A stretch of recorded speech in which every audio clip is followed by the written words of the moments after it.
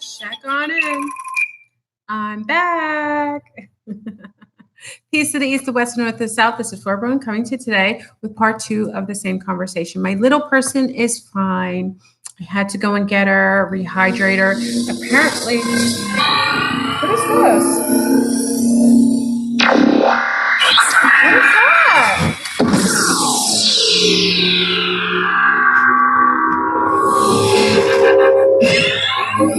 What is that?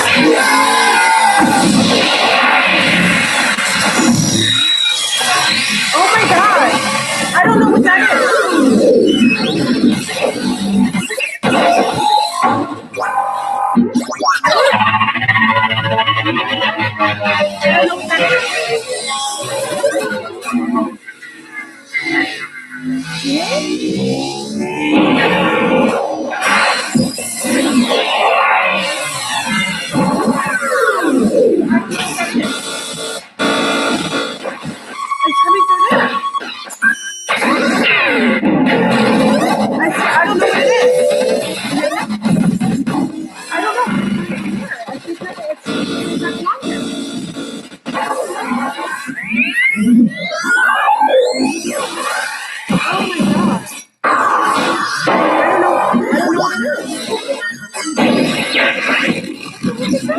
It won't turn off. Oh my God. Oh my God. I don't know what that was. Did you hear? That's crazy. Listen, I don't know. Listen, I don't know what that was. That was not part of my, that was, my little one was looking. I don't know. Siri was on. That was Siri. I had to shut the phone off. It was Siri on here. I don't know. Welcome to Florbrun's world. I don't know what that was. I was, wow. I'm gonna have to go back. I'm gonna have to go back and listen. I don't know what it was. I don't. What the heck is going on? Welcome to the 12-12 portal. Only on this channel could you have something like that go down. All right. So.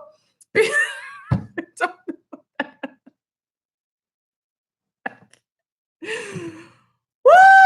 Only a contactee from Mount Vernon, New York, y'all. Siri did that. I don't know. I didn't do anything. Codes coming through. It sounded like a ship. I was like, a ship is coming. I wasn't prepared for a ship to come. I'm just saying. Anyway, wow. No, I didn't play anything. Siri, I played my little, I have my little technical, I have my little technical thing that I've been using, but that's off. I turned it off and then Siri came on and she's stuck on the page and then all these sounds are coming from my speaker. So when I'm pushing it, nothing is stopping. And then I'm looking and I always like witnesses because y'all think I exaggerate. Sometimes you think that I'm not you think that sometimes it's my imagination. It wasn't. My little one's looking and she's we don't know where the origin is coming from. It's coming from the speaker, but I had to turn off the phone because it's coming from Siri on the phone. Someone said it's coming from CERN. CERN of concern. Anyway, let's get to this topic. It's all relative. This is your friendly contactee, Florbrun, coming to you today with a new topic of discussing. Your Siri was trying to be down. I was like, yo, that sounded like something coming out of the blue. Anyway, we're going to get into part 2. I know I ended up leaving a little preamps. My little one is better, as you hear. I don't know. Can you guys hit me up? Because for some reason, a lot of little ones are sick, not just here. A lot of little ones were sick. Like tons of little ones were sick today. And also in other regions, a lot of little people were feeling sick in other places.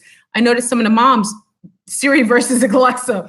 A lot of moms were saying that the little ones weren't feeling well. So, as a collective, us mommies, how we get down. So hit me up in the email if you had that situation or you heard a lot, because I think it's a little odd that all the little people were sick today. That's a little odd today. So I don't know what's going on, headaches and tummy aches. So if any mommies, you're feeling that or something's going on regionally, I'm in Orlando. So I always like to get a good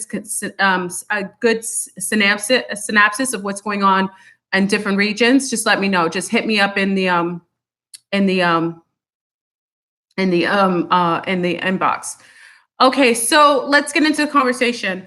So, I started off talking about hybriding and hybrid mating,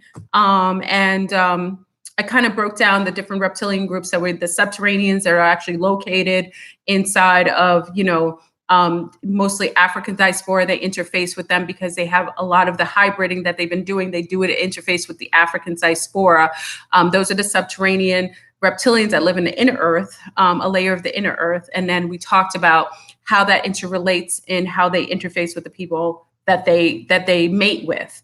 Then we also got into the Naga serpent, which is interconnected to the Emperor Sheba bloodline, the 12 tribes of Sheba, which many religious people kind of talk about, especially in the Hebrew genre, and how that is connected to also the Andromedans, which are the Maya women, Empress women, and those are interconnected with the Naga serpent bloodline. Okay, then we get into I think I went to the Draconians. So I was talking about the Draconians and how the crocodilians are beings that we aren't allowed to see full on. And I told you there was one time I saw a full total shapeshift of a Draconian. I call them, my term that I've been, I coined was, I call them crocodilians because that's how they look to me.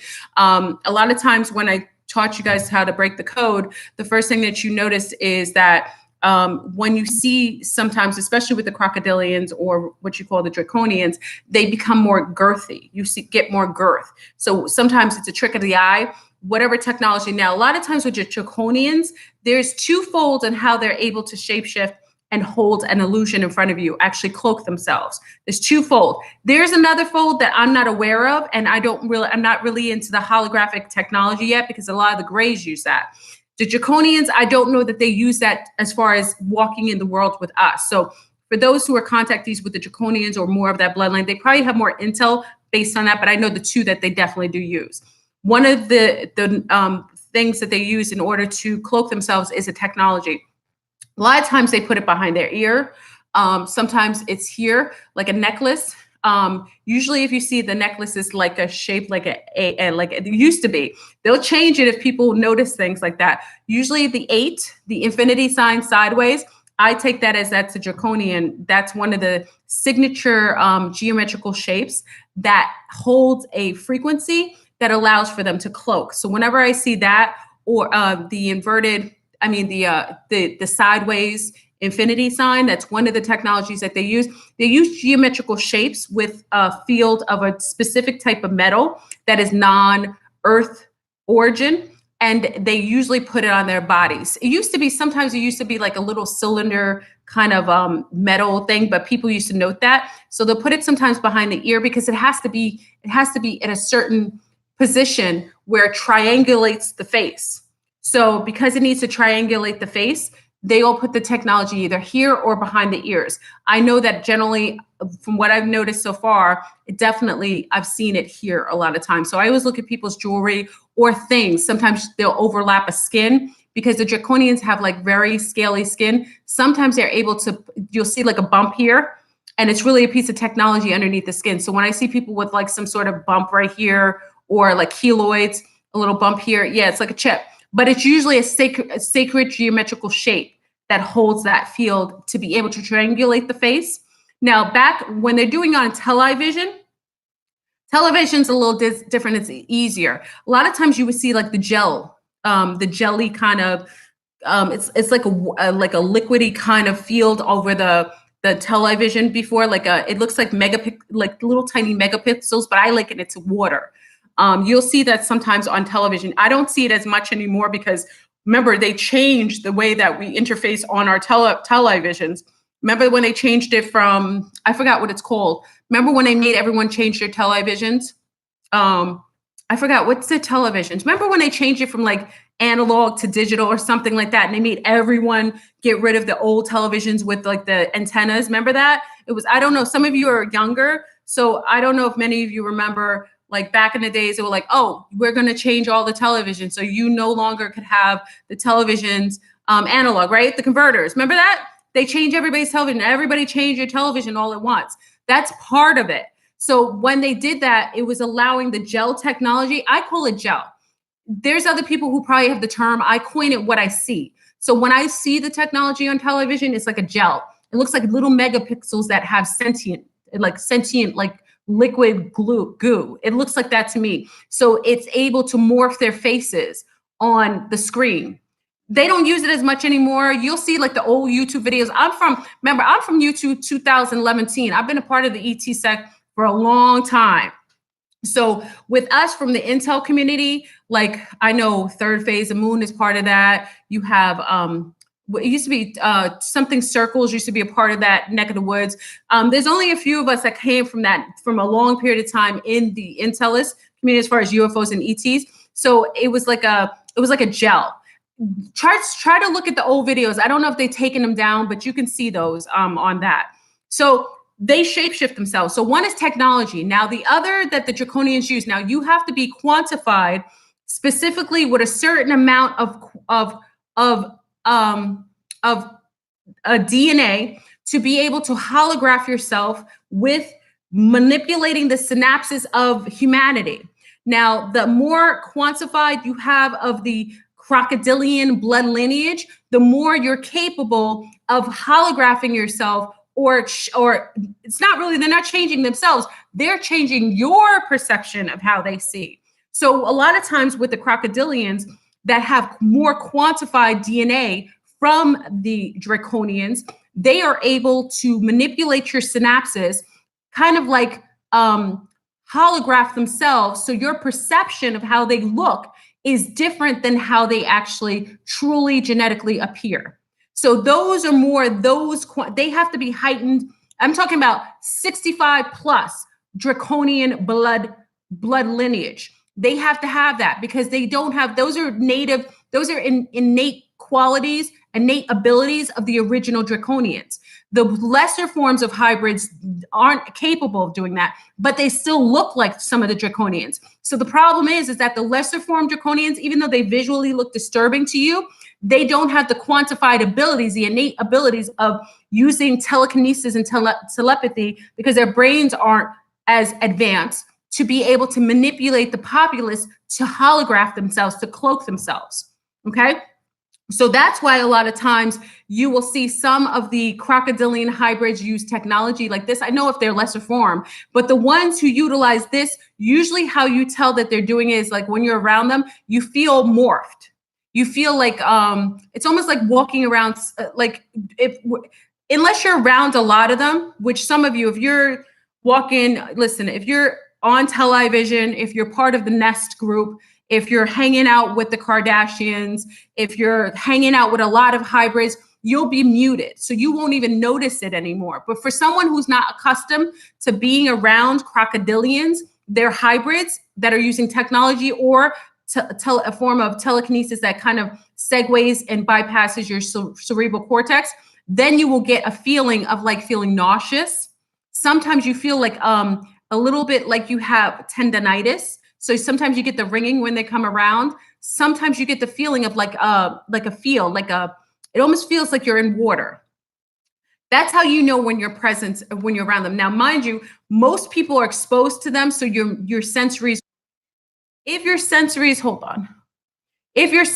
aren't muted, these are people that are not around a lot of Europeans. So when you get people from African diaspora who come around and haven't been around Europeans their entirety of their life, and then they come around Europeans that are mixed with that Draconian, they note it. And I've seen it happen every single time. They note it because they're not around that blood lineage. So they're very sensitive to it. So when the African diaspora, it doesn't matter what group of reptilians they come from, whenever they come around Europeans that are mixed with the draconians or the what I call the crocodilians, they get heightened nauseousness and they get a feeling like something's wrong. They get it more so than anyone else. Okay. Most of us are exposed to them. You work in corporate America, chances are your CEO is a crocodilian. Most likely, if you're working anywhere, the judges, anyone head of anything, those are a lot of times crocodilians.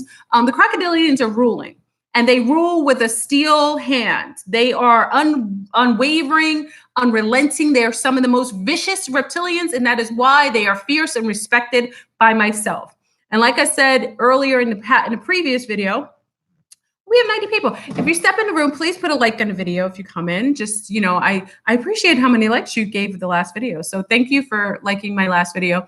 This just allows for this to stay on. And also to let YouTube know that this channel is valid and relative.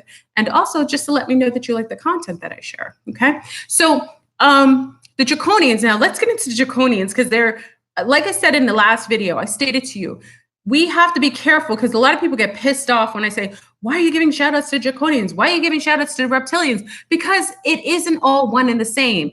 If you're a rational person and you come from an ordinary family and you aren't an empty seeder or a clone or some sort of like holographic gray, you would understand that even in your family dynamics, you can come from the same family structure, same genetics of mother and father and show up totally different. So just like you have those anomalies that show up in patterns of behavior with same gene pools, you're going to get that in the different reptilian groups. So not all reptilians hold the same negative or primal sense of being. Remember, they've been coexisting with us for eons now. They've created many of us. So the fact of the matter is, if they were going to hurt us, if they were going to really totally traumatize us, it would have done. We wouldn't be here. Okay, so if you're really sitting here thinking that all reptilians are trying to kill all humanity, that isn't the case. Many of us are mixed with them and are kin to them genetically. So that isn't their goal. They have other goals and other agendas, but that isn't the goal. If it was the goal, you would not see humanoids here. You would only see crocodilians or other reptiles. So let's keep it, you know, very, very balanced. You know, if you are anti-reptilian, this is probably not the channel for you because I represent that aspect of them nega-wise. So if that is something that repulses you and this is something out of your comfort zone, this is probably not, maybe just listen to my other very comforting videos. I give credence and credit to where credit's due. Crocodilians exist here. They are the dominating group on this planet, the dominating reptilian group, and they're fierce. And amongst each other, they're fierce. Now, when you're coexisting with the crocodilians or the, you know, draconians, a lot of times with them, they are only mating within their general gene pool that they preference, which is mostly Europeans. But I've noticed over the last 5 years, because we're going through a shift in elevation of magnetic fields, which is bringing in that third sun. We have 2 suns, 3 suns that actually are coexisting here. Magnetic energy comes with sun. They are unable to live here cohesively with their physical bodies. The only beings that will be able to live on the planet when this shift is completely over for this cycle will be those who have a high content of melanin in their system, whether it's internally or externally. So for that reason, you will see a lot of draconians for some reason over the last 5 years. They never mated with brown women before. They just didn't do it because that is not a gene pool that they mix well, that they genetically homogenize with, that they're genetically, cohesive with. So now you're starting to see, and look at Prince, what's his name? Prince, the Queen's son, Diana's son. She, for the first time you've ever seen, you're starting to see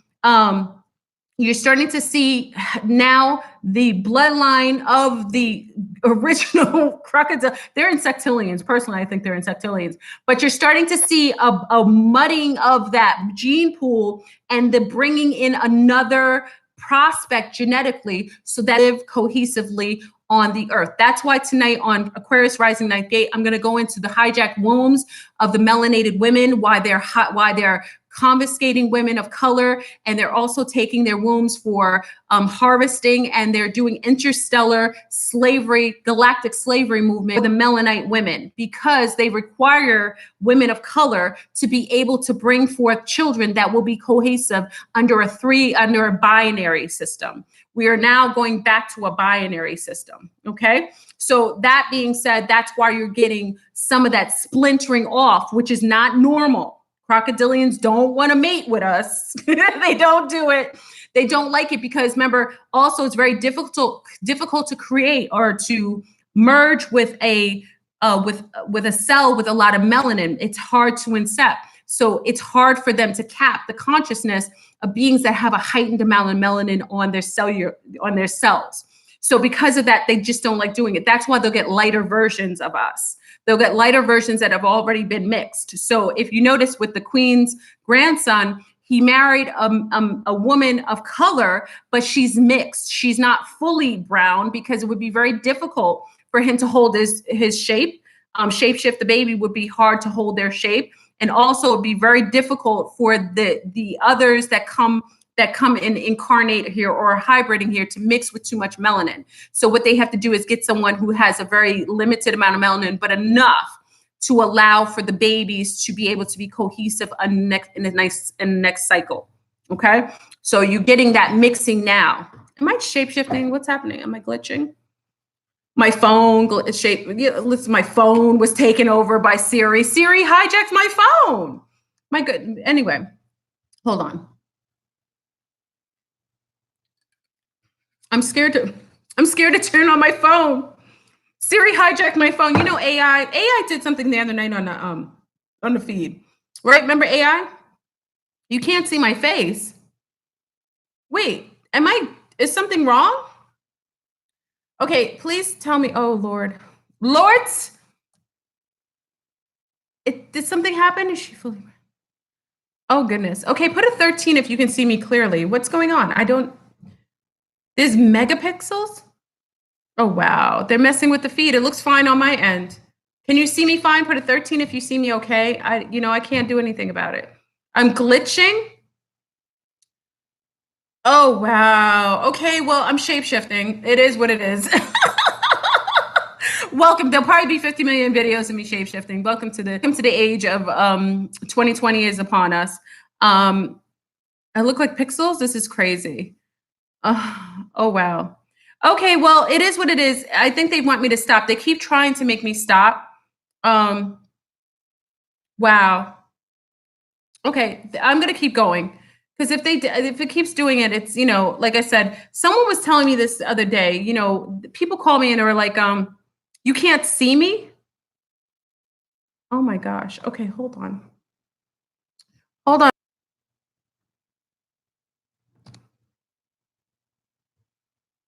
I'm going to try to, I don't know what to do. Okay, can you guys hear me okay?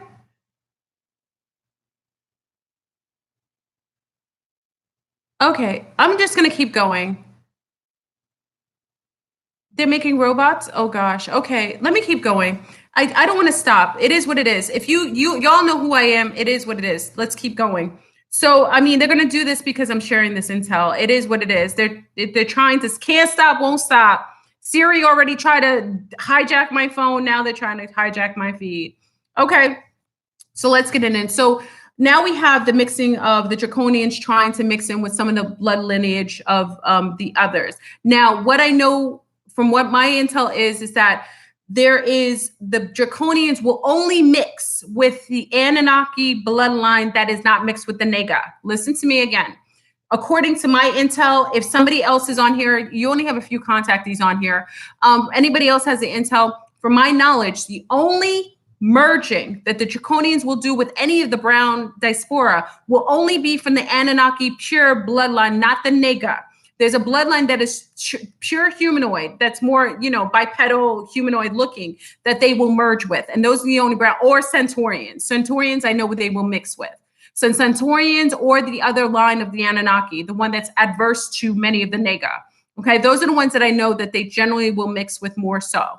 Okay, so let's go into We got the draconians going into that. So let's get into mating, everyone, because I know this is most important. This is why they try to cut off my feed, because I get into you having a sexual liaison with many of these groups, and you, unbeknown to you, many of you are being affected by certain viruses or parasites because you're chaotically interspecies mating and you haven't any clue what you're mating with. So let's get into the conversation now. Let me put a little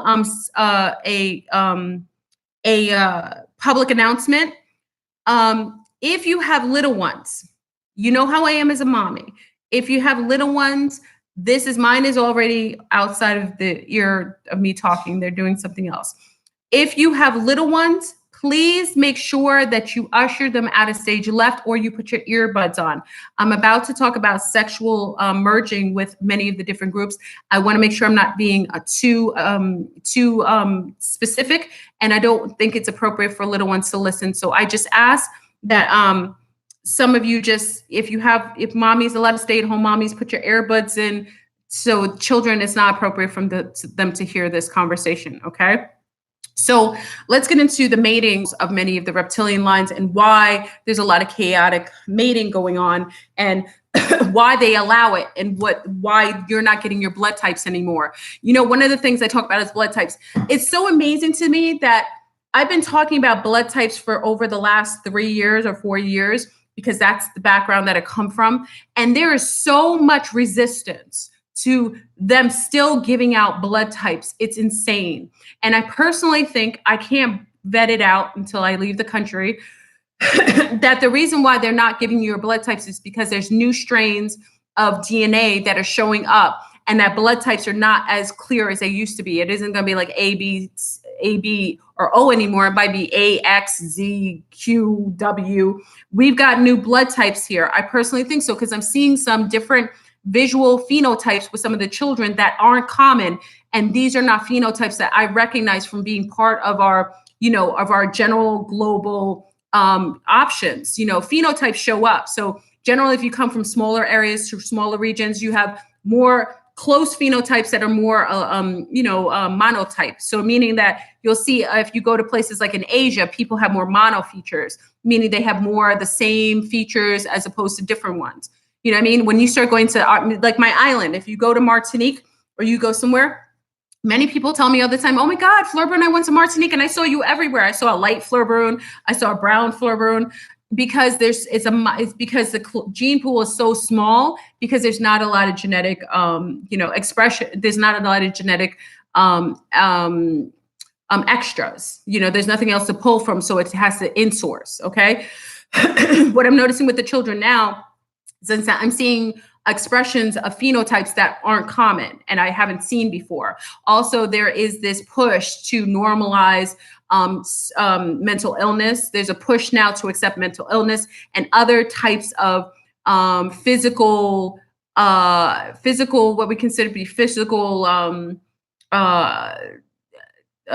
attributes that aren't normal for the human being. So now you're starting to see, little things with the little ones, like patches on the skin. My little one has that, patches on the skin. I personally think because we're mixing with other forms of reptilian, and it's also a hybrid program that's going on.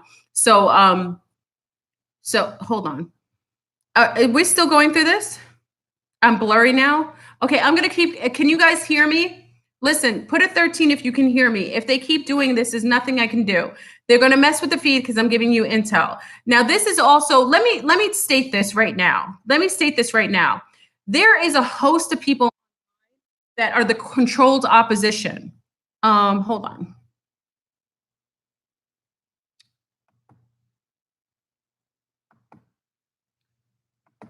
The reason why Fleur-Brun gets the most resistance out of everyone, and people can go and talk for hours and never get interference, nothing messes with them, is because there is control opposition. Let me state this while we're on here. There are beings put on these platforms to totally throw you left.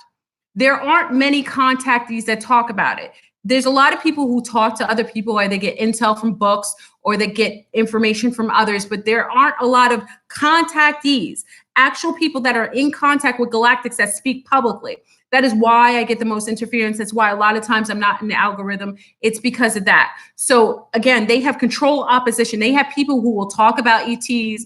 They will bring up the names of different ETs, and they absolutely have no clue of what they're talking about. When you're in contact with other galactics, interdimensionals, and interterrestrials, not only does it raise your intelligence, it allows for you to see from a perspective that goes way beyond the human comprehension. So that's how I know also that someone is in contact with beings and that they're not parroting, because there's a lot of parroting on YouTube of people that just go in and talk about ETs, but they're parroting from what they read or what they think they know. But those of us, Barry Littleton is another one who's also a contactee. Those of us who are actually in contact, and I've been public about that from 2011. I didn't just one day say, oh, it's popular, let me talk about metaphysics, let me talk about ETs. That isn't my cup of tea. I've been about this for over 30 years.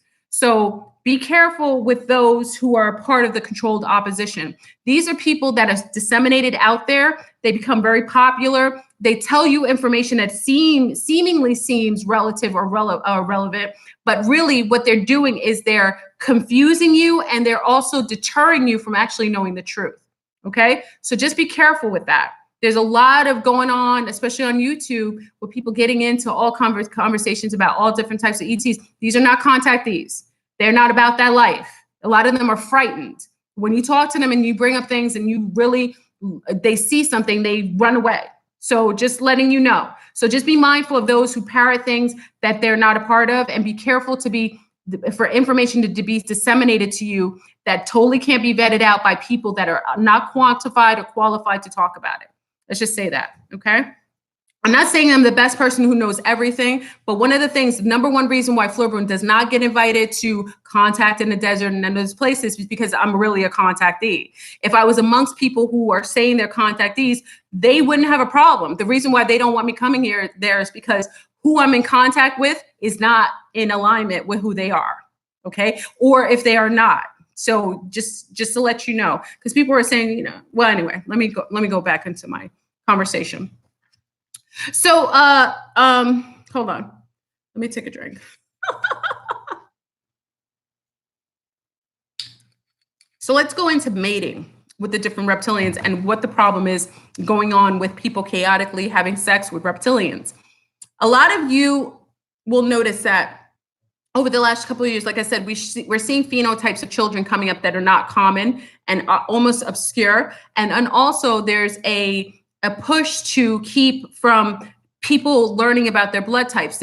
I'm the only person who will encourage you 1000% to get your blood type. There's a couple people from the conscious community, like Phil Valentine. I think there's only a few people that will ever encourage you. This is being blocked out from you. I will tell you, you should not be having sex with anyone, anything, unless you know its blood type. You should quantify who you are mating with based on their genetic codes. If you are having sex with beings and entities and hybrids that are adverse to you genetically, you will get sick. A lot of these sicknesses, a lot of these STDs, sexually transmitted demons, are coming people interfacing with they're messing with the feed, interfacing with beings that are not human. So when you're having sex with a hybrid of a draconian, then you will start getting things like herpes, syphilis. A lot of these things are associated with certain, they don't get it, but you get it because you're interfacing with beings that have a different, first of all, the way that they're biological, the way that they excrete certain liquids are toxins to you. It's like having a tree frog. You ever see the poisonous tree frog where its skin, it's actually excreting poison out of its skin? This is what happens when you are having sex with reptilian hybrids that are excreting things out of their vagina or their yoni spaces or out of their wands that are actually poisons and toxins to you. Believe me too, that there are Willy Wonkas, that's the code what I use. Willy Wonka knows that you're doing that. And it also knows that it will lower and it will lessen your lifespan if you are perpetually mating with beings and entities and species that are toxins for you. It is why I tell you to stop chaotically mating. You're mating with some of these species and you have no idea what you're doing to your endocrine system. A lot of the sicknesses, the cancers, the sexually transmitted configuration that shows up within your very auric field, that is because you're mating with species that are not for you. Okay. So it's very important that when I talked about, I kind of segued you into this with the conversation a couple of days ago. Make sure that, what is this? Make sure that you are vetting out who and what you are so that when you're able to mate with a partner, there is a legitimacy and an integrity with how you are interfacing with them. It's very important. This is something that I will encourage you. You don't have to believe in ETs. This is not even just an extraterrestrial conversation or interdimensional conversation or inter-earth conversation. This is a conversation about human to human. Wouldn't you want to only mate with another human? Would you want to mate with a species that is anti to yours, that has perversions in the nature and it's anti-nature? A lot of the things that you're seeing with child sex, beings that cipher off of children sexually, energetically, these are because these are other species that do not have interface with humanity in a normal way, because that's how they interface with their own. You have species of reptiles that only have, they cipher energy, and they don't care if it's young energy or older energy. It doesn't matter if it's a child or an adult. They see it as just energy. They don't judge it. So how they interface with children may seem chaotic to a human being, but to them, that's quite normal in the star system they come from. They engage with children and adult species the same. There isn't any sort of, it's a uniformed interface with them. Okay, so that's why it's very important for you to at least acknowledge who and what you are. And I'm talking to the hybrids on here too. I'm talking to y'all who know who you are. And we have beings on here who very much know what they're quantified as, and they're not oblivious to their nature. And that is why it's very important for you to know who you are. Okay, so that's why I say before we get into this, it's very, very important for you to find out your blood type. That's the least you should know. And when you quantify having an interrelationship with someone, I always tell you pheromones matter. Pheromones don't lie. When you are attracted to someone, when they're full on with nothing on, no perfume, no weaves, no makeup, they haven't eaten, whenever you can quantify someone's pheromones and you match them, you'll know. There isn't any mistaking that. If you are meant to be with someone alchemically, pheromonically, you will be harmonic with them. So when you mate with a human, and you're a human and you're of the same blood type that's, cohesive, you don't have to be like, you could be O positive, B positive, A positive, and you're mating with those positive rhesus, you should have a healthy chemistry with them without placing any other pheromones from insects, reptiles that they put in perfumes, lotions, hair creams, shampoos, of food. They're homogenizing food so that you are confused on who to mate. They're messing with your endocrine system, and they're also muddying the pool of mating. It is very important that you check who you are. Hold on. Okay.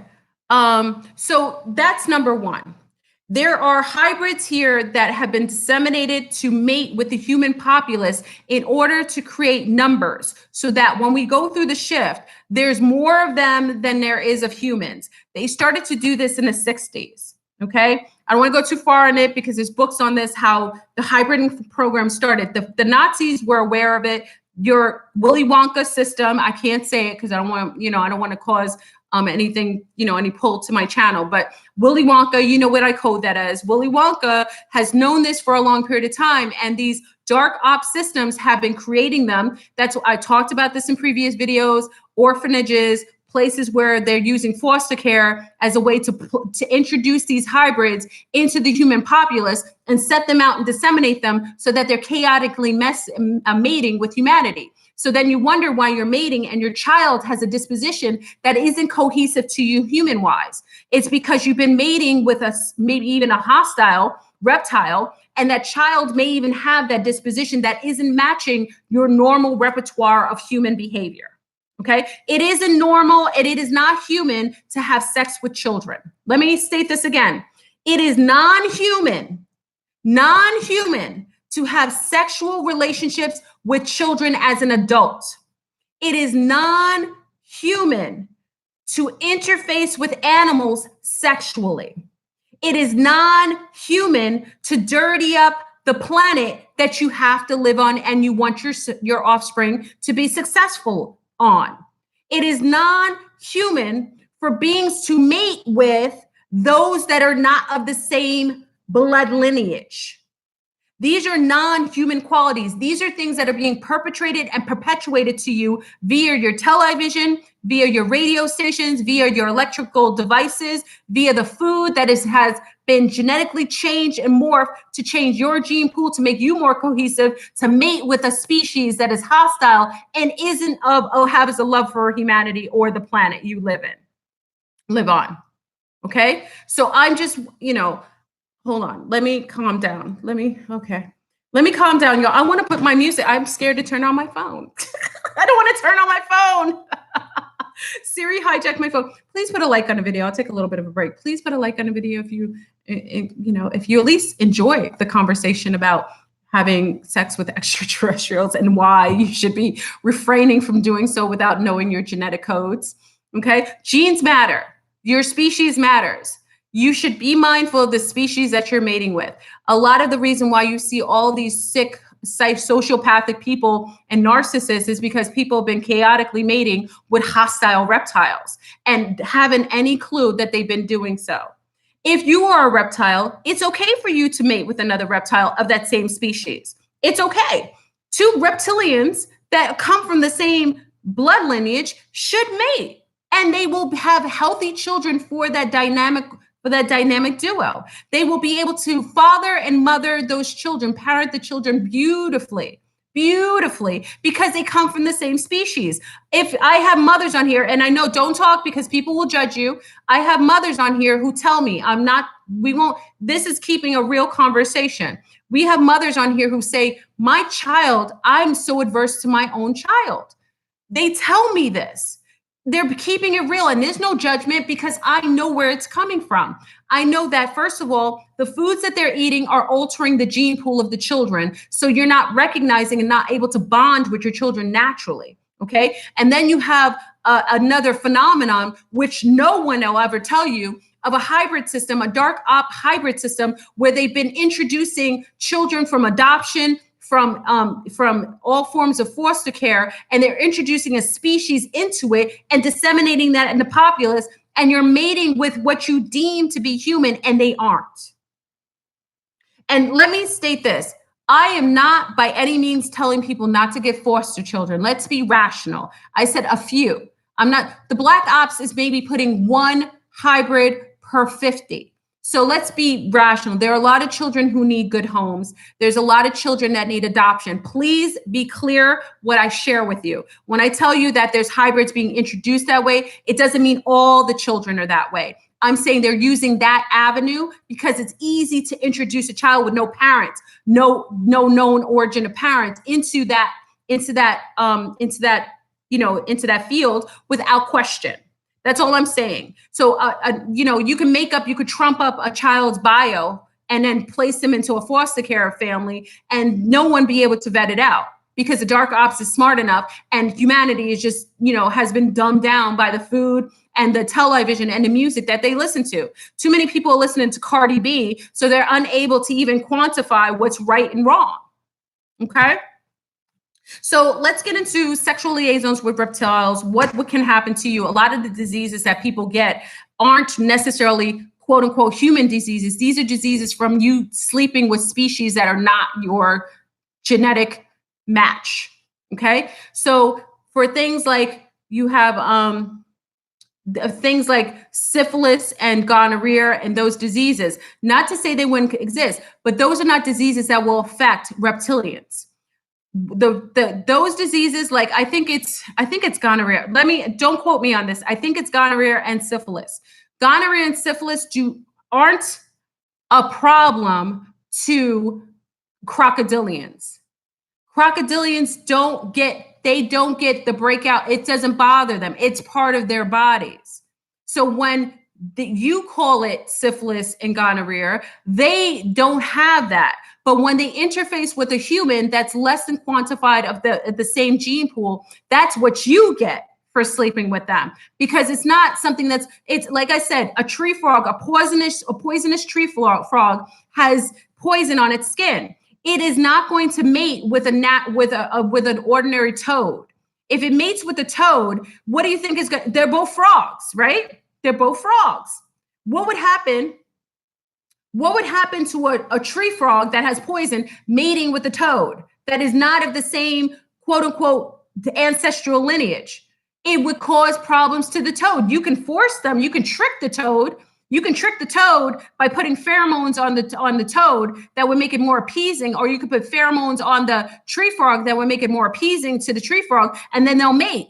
But who's going to get more damage? Is the tree frog going to get damaged who's naturally has poison on them, or would the toad have the issue from mating with something that has a poisonous endocrine system and mating and creating a chaotic baby, a chaotic frog from that fielding those two together?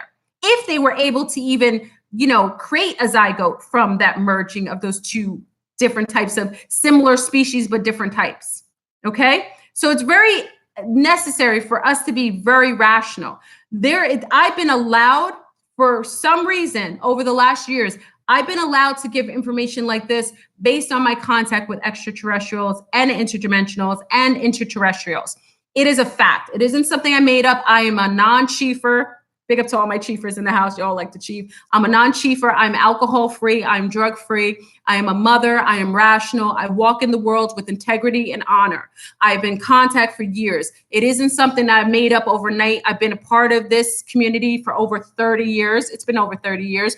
And I've been a part of the YouTube community in the Intellis community of ETs and extraterrestrials since 2011. So I'm about this life. So when I share things like this, it's not coming from smoke and mirrors. Like I said, you could vet this out. You could simply vet this out by having sex with different species of what you think people and see how your body relates and interacts with them, interfaces with them.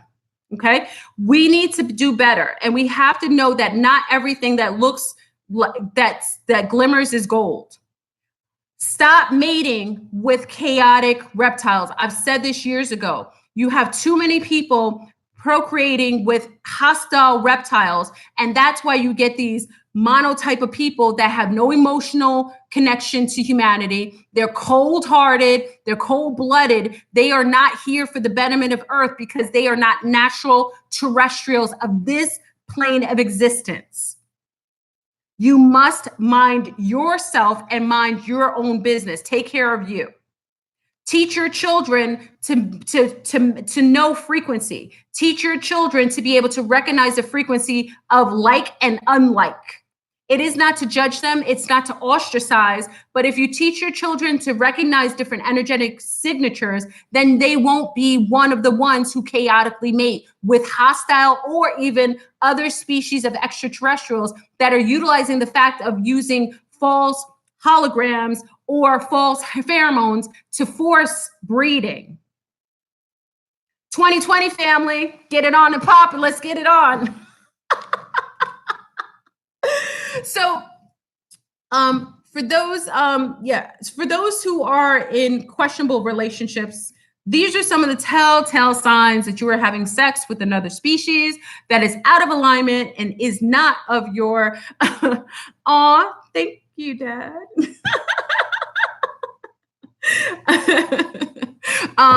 This is just a couple of signs these are a couple of the signs that you can recognize when you are mating with another species. So let's get it on and popping. So one of the number one things I say for our female sex, for our sea stars, you beautiful, wonderful, amazing sea stars, is to recognize the signature of the being that you're interfacing with. A lot of times when you meet males, one thing that I would love for you to get in the into a regular habit of doing is requiring for them to take all colognes off and requiring them saying, listen, I know it may seem weird, but if he likes you and you're part of this sect, this shouldn't be something that you feel uncomfortable doing. Just so knowing that, so you know for a fact that this is someone that phonetically is your type or is your species.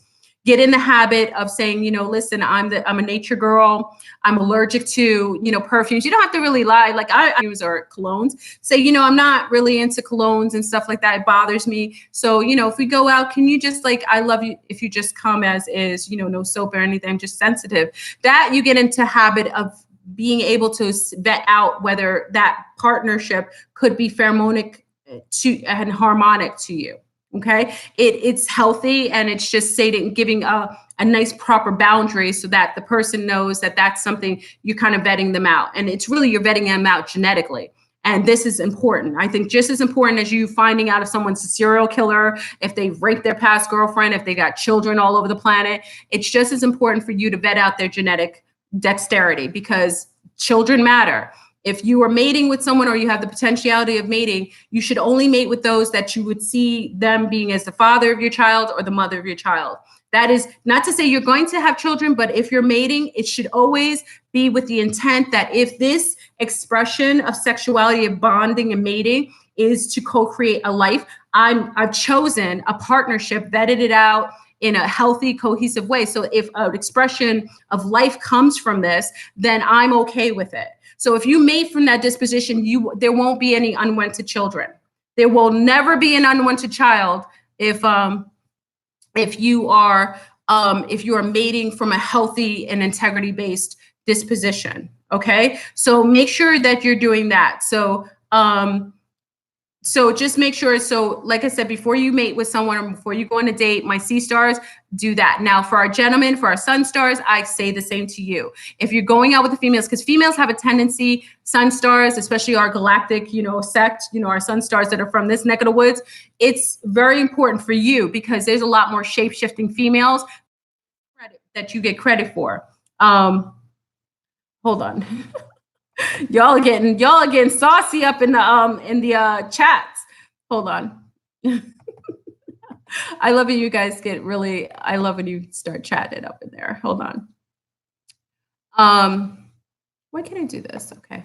So sun stars, this is very important for you because you have a lot of women, oh, thank you. This doesn't amount to any support that you've given me. Love you and thank you so much. I appreciate it, the Rebel. I love it. Thank you. And that 5 means so much to me. That 5 number, fives is it's transformation, and it's a number of progression. Thank you. That means amazing. That's amazing to me. Thank you. I appreciate it, Mama.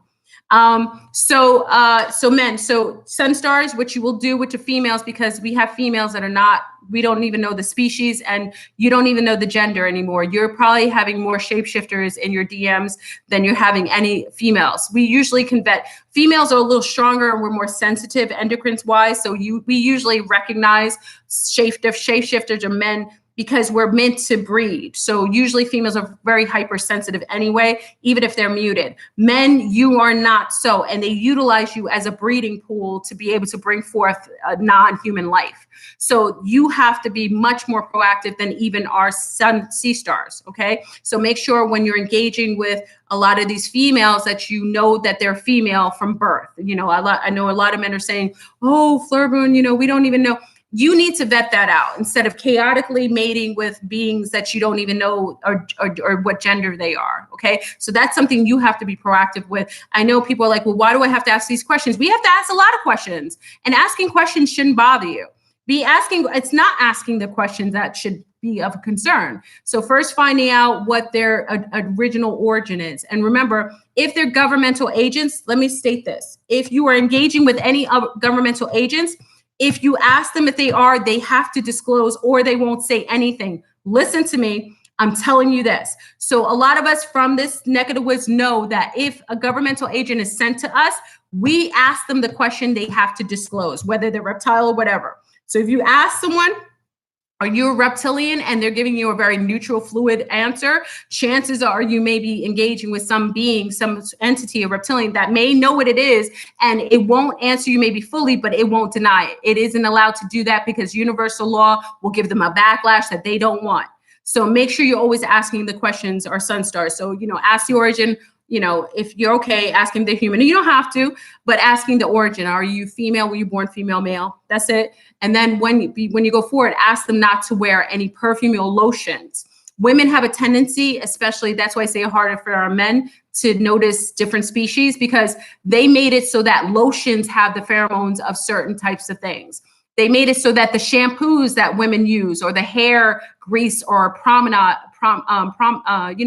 oils we put in our hair have the pheromones of the desired species, so that you're confused. So it's very important for you sun stars.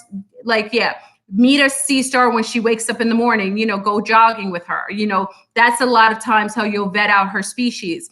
And if you get that feeling of nauseousness, that is not someone to mate with. A lot of people ignore the nauseousness. They think it's just them. I've had tons of sea stars say, oh my God, when I met him, I felt nauseous. I should have followed that feeling. You know how many sea stars I hear say that? When they meet a Nazi, when they get with their Nazi, they say, oh my God, I remember feeling nauseous. I remember getting dizzy when I was around him. And then what happens is that if you stay around a reptile long enough, you will mute your sensory. It's like eating something that's bad for you a long period of time. Eventually, you won't feel it bad. So make sure that your initial feeling is clear so that you can get a good consensus if this is a humanoid or if it's a reptile that matches you. I'm just saying, some of you are reptiles. You may want to mate with another reptile. Personally, I think some of the reptilians are much more cohesive for mating with the negas than any of the so-called bipedal humanoids.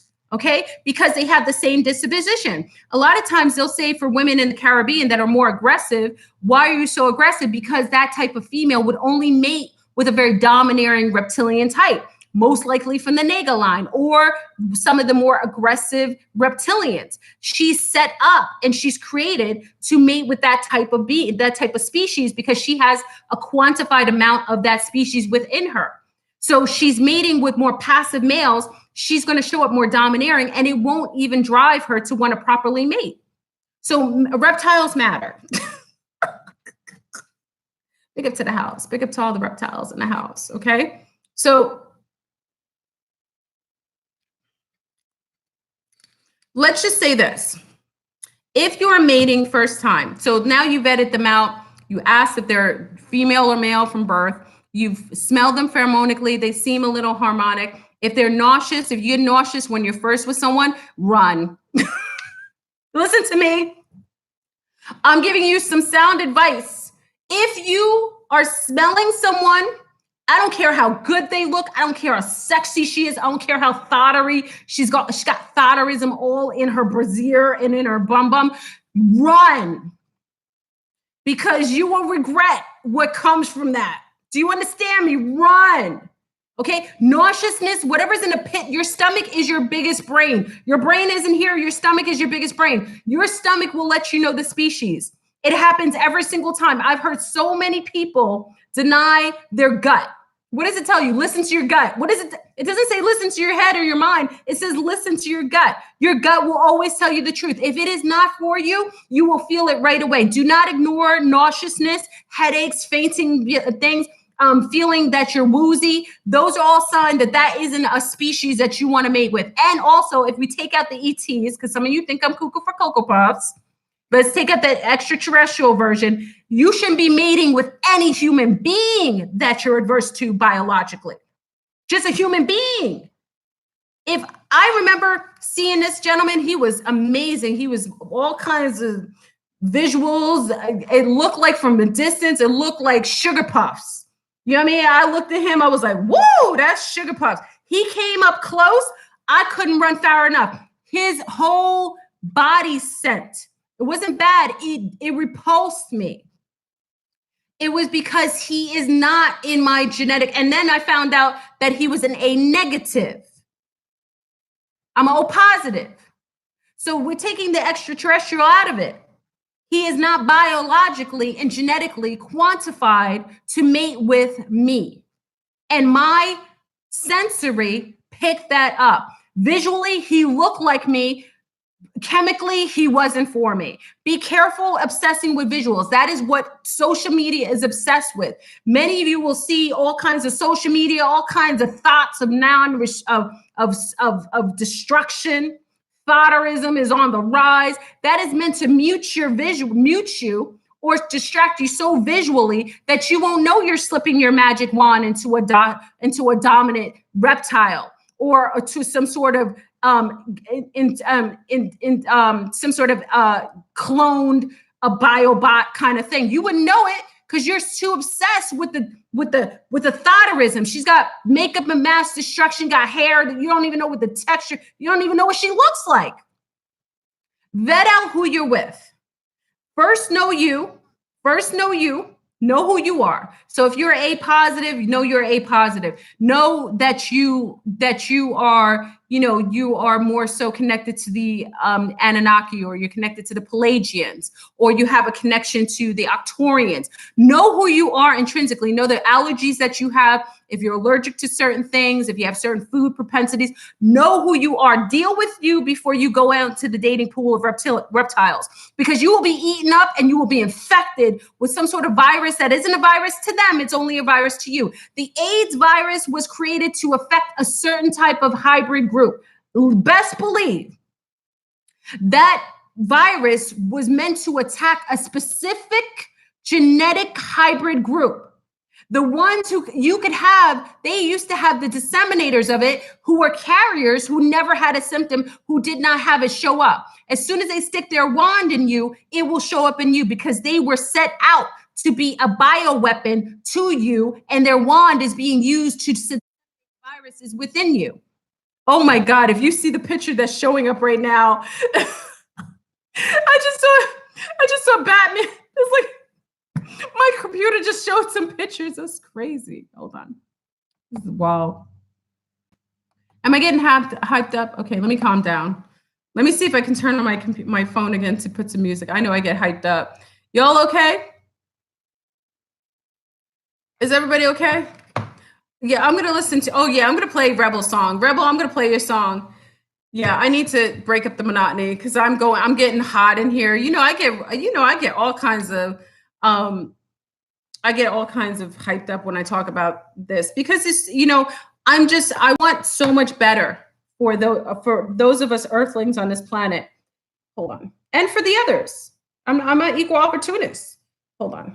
I'm gonna play Rebel song. Rebel song is on here. Check her out. Rebel. You'll hear me play her song quite a bit. Remember, Rebel? I played your song almost every show on Aquarius Rising. Hold on. Let me play Rebel song. Y'all need to hold on.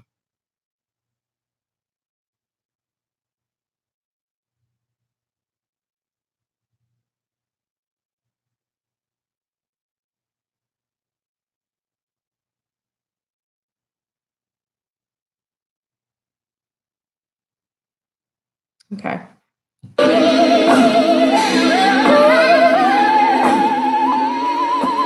Check on in. Put a like on the video if you're in the house. If you like the discussion.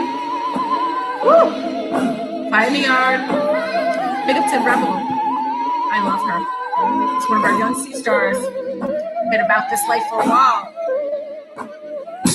Dark as the midnight sky, lived on quiet at night. Wanna get out, but nobody's around. Lost and I can't be found. Trying to get from around these quarters, treading through this muddy water. Better not yell out, or I'ma get caught, and I ain't coming back alive. And who wanna do this to me? Crawling around, but I can't see. Trying to figure out how this all went down. Lord, tell me what's happening to me. Feeling like I'm burning inside, drawing in all these lights. A voice that prepared was all in my head. Somebody come rescue me. Started gazing, I'm levitating in the sky. And my inner dream is really me, looking through my third eye.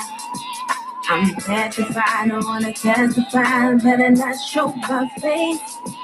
Cause when I do, they're gonna come for you and take you out in the space. So baby,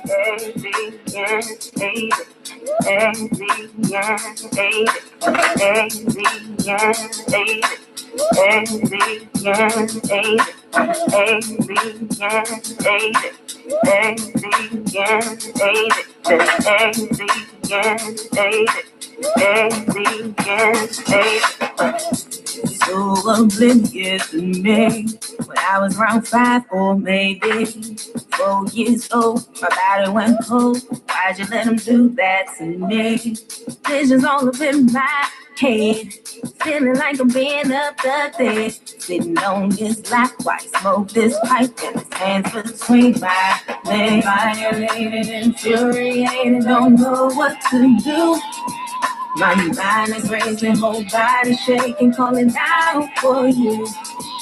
I'm horrified, I can't testify, better not show my face. Cause when I do, they're gonna come for you and take you out into space. The big alien,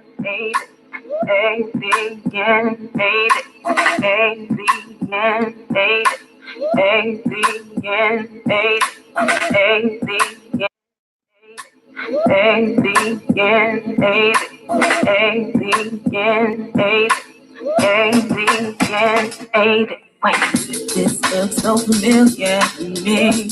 I wound up back on the stream. Do a black hole in a different zone. Advanced technology flying all around my head. Gotta hope and pray I'm not dead. But then just like that, my eyes went pitch black and I woke up in my bed. Downloaded information in my head. Everybody heard screams from upstairs. Like, where you been? What's happening? Are you okay? I'm terrified, I wanna testify. I better not show my face. Cause when I do, they're gonna come for you and take you out into space. Woo! That is our own Rebel. Rebel's been down with this platform since the Getty-up. What's good? Check out, give her props. That's definitely CIA. You got to check her out, the Rebel. She's been on. This is a wonderful song talking about abduction, you know, talking about being taken up, not knowing what's going on. I think a lot of times when you've come from having these interface with beings that you can't even quantify, it makes you feel unsettled. It makes you feel not even rational. And I think, you know, what I love about, just to say YouTube and give a big up to YouTube, even though YouTube does this thing, I have to definitely give some props to YouTube because listen, this is YouTube's house. And I think a lot of times people forget that we've been invited to come into YouTube's house to have these interfaces and to meet each other. So for that reason, I always give props to YouTube, regardless of what they do, it's their house. It's like you coming in my house and I decide to change my rules. It's still my house. So I give props always. Big up to YouTube for allowing this platform to exist. Big up to YouTube for allowing artists like CIA to show up and play her music. So a lot of times we don't get a chance to see these on other channels because all of television is all their narrative. This has been ours for a long period of time. So always give, if you give a little criticism, make sure you give props to them as well, okay? So let's get into interfacing sexually with reptilian lovers. So let's get into, now I've talked about being vetting out people that you interface with sexually, okay? So we talked about genes matter, your blood type matters, knowing the blood type of your partner. Someone said over here that her partner's an A positive and she's an O. You probably have more in common than not. I don't say, listen, I say that you can mate, you can definitely mate. And the positive roosters, all the positive roosters can mate. O can mate with A can mate with A, B can mate with an A. You can all mate. So you can definitely be harmonic. Remember, an O could have an A mother and an O father. So chances are that A that you're attracted to, you have A in you. You do. So, you know, a lot of times O's are not totally O's unless both your parents were O's. Generally, and also we're mixed with a lot of each other too. So just know that as long as you're in the same roosters, as far as positive and negative, you should be attracted to each other. That I wouldn't say you're not harmonic. I just say in order to have a better field of energy, you should mate amongst those that are more advantageous to you than not. Okay. So, so once you get your gene pool down, you make sure you take their clothes, make sure you make them shower, take their clothes off, take all the perfume, make sure she takes off. And I've talked about this on the other feed. Listen, Sea Stars, I love that you change your hair around all the time. And when I talk about weaves, I'm not talking about brown women only. I know just as many lunar women that wear weaves as I know brown women. So this isn't shade to anyone, but what I say to you, it's very important for you to share your pheromones with your partner. It will allow you to bond a lot better. Pheromones matter. And also will be able to vet out what kind of species you're with. Men, you need to be with a woman who's okay letting her weave off. Because if you're pheromonically harmonic to the hair on her head that isn't of the same species as her, you may not match her. And I've seen this more than not when guys get with a girl who wears weaves and beautiful and so on, but he's adverse to her. So knowing to vet that out, just say, because women's hair is naturally beautiful. Don't believe the hype with all this saying that coily hair is one way or another. And I tell this to all the people who are being disillusioned by the propaganda on television. The number one female on this planet that is covenanted, I'm going to get into intergalactic slave trade and sexual trade.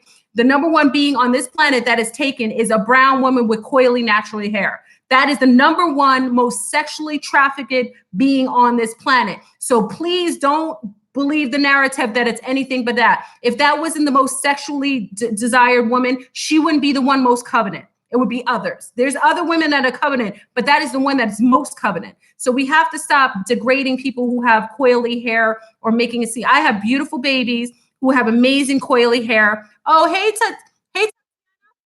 Oh, wait, hold on. Close this. Hey, Tatiana. Hey, can you talk about B+ relationship to types of ETs?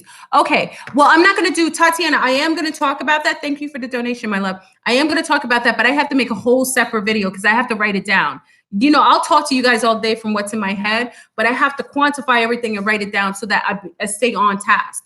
But be positives. Remember, I told you the Willy Wonka, that's my code. Tell them what my code is for. Because I can't say it, I don't want to say it on YouTube because the AI start coming to the feed. Tell them what I mean by Willy Wonka. Willy Wonka loves you bees. You bees are loved, and you have the most amazing way that you filter information through your mind synapses. You are the most sought after Willy Wonka wise because they can utilize you in programs, special programs, because of the way your mind wraps things around you. A lot of times with bees, you're connected to a lot of the natives, like I would say the Pelagians have a connection to the bees. Also the Octorians have a beautiful connection to the bees, but more so like the Pelagians, I know so, and some of the insectilian sects have a connection to the ABs. Okay, so bees, literally your bee, bees actually have a lot of bees. A lot of the bees, if you go around beehives or insects, they will like you. Go around some beehives. A lot of the bees, try this. See how the bees will treat you. So a lot of times if you go near the bees, the bee people, the B+ and B negative, go near beehives. Watch what happens. There's a reason why you call the bee. Okay, I'm not gonna, okay, so hopefully it was enough for me to go in. So I call Willy Wonka. Can someone tell people what I mean by Willy Wonka? I don't want to say it. That's my code. So you guys tell them what Willy Wonka is so that they know what I'm coding. Because I don't want to say it out loud because it always brings heat to my channel. So if I say Willy Wonka, you know who I'm talking about. Thank you. Thank you. Apollonia said it. Okay, so you know what Willy Wonka is. Thank you. Yes, thank you, Mrs. Nia.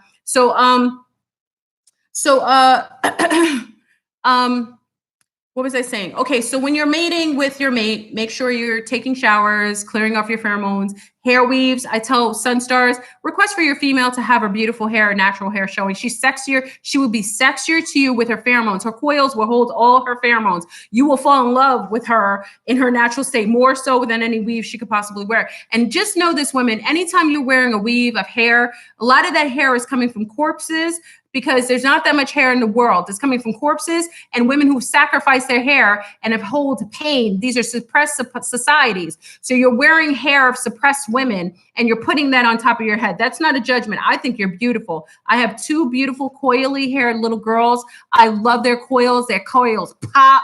Mama supports their coils. I got two little curly hair girls and they love seeing other women of coils. So best believe I just want to send out a little love to my coil queens, because there is a false narrative that is unnecessary. You have beautiful hair. Wear your hair.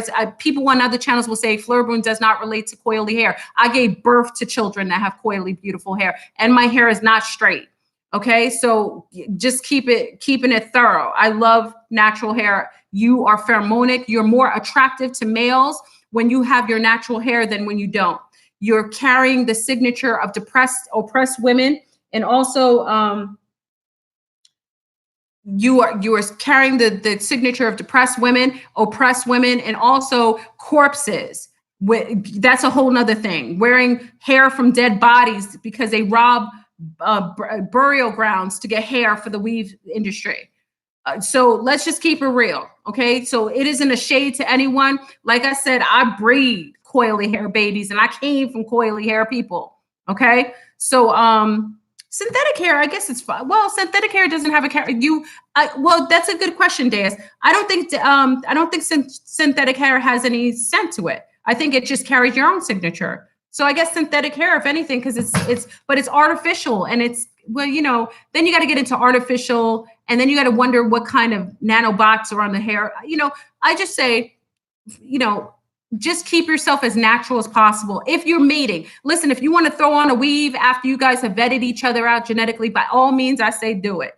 If you want to throw on that Beyonce weave after you guys have found out that you're human beings and you're not reptiles, hostile reptiles mating, by all means do it. But I just say initially, you want to vet out pheromones. You want to vet out their genetics. And the only way you'll know you're mating with a reptilian is if you can spell them and you can interface with them energetically without any muters. Okay? So just do that. So let's get into the mating and what happens when we mate with our reptiles. So let's go to meet reptile love.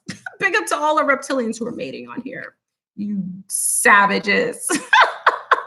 So the one time that I think, and this is a positive, let's go into a more positive form of interaction. Uh-oh, my battery's low, hold on. Uh-oh. Okay. Okay.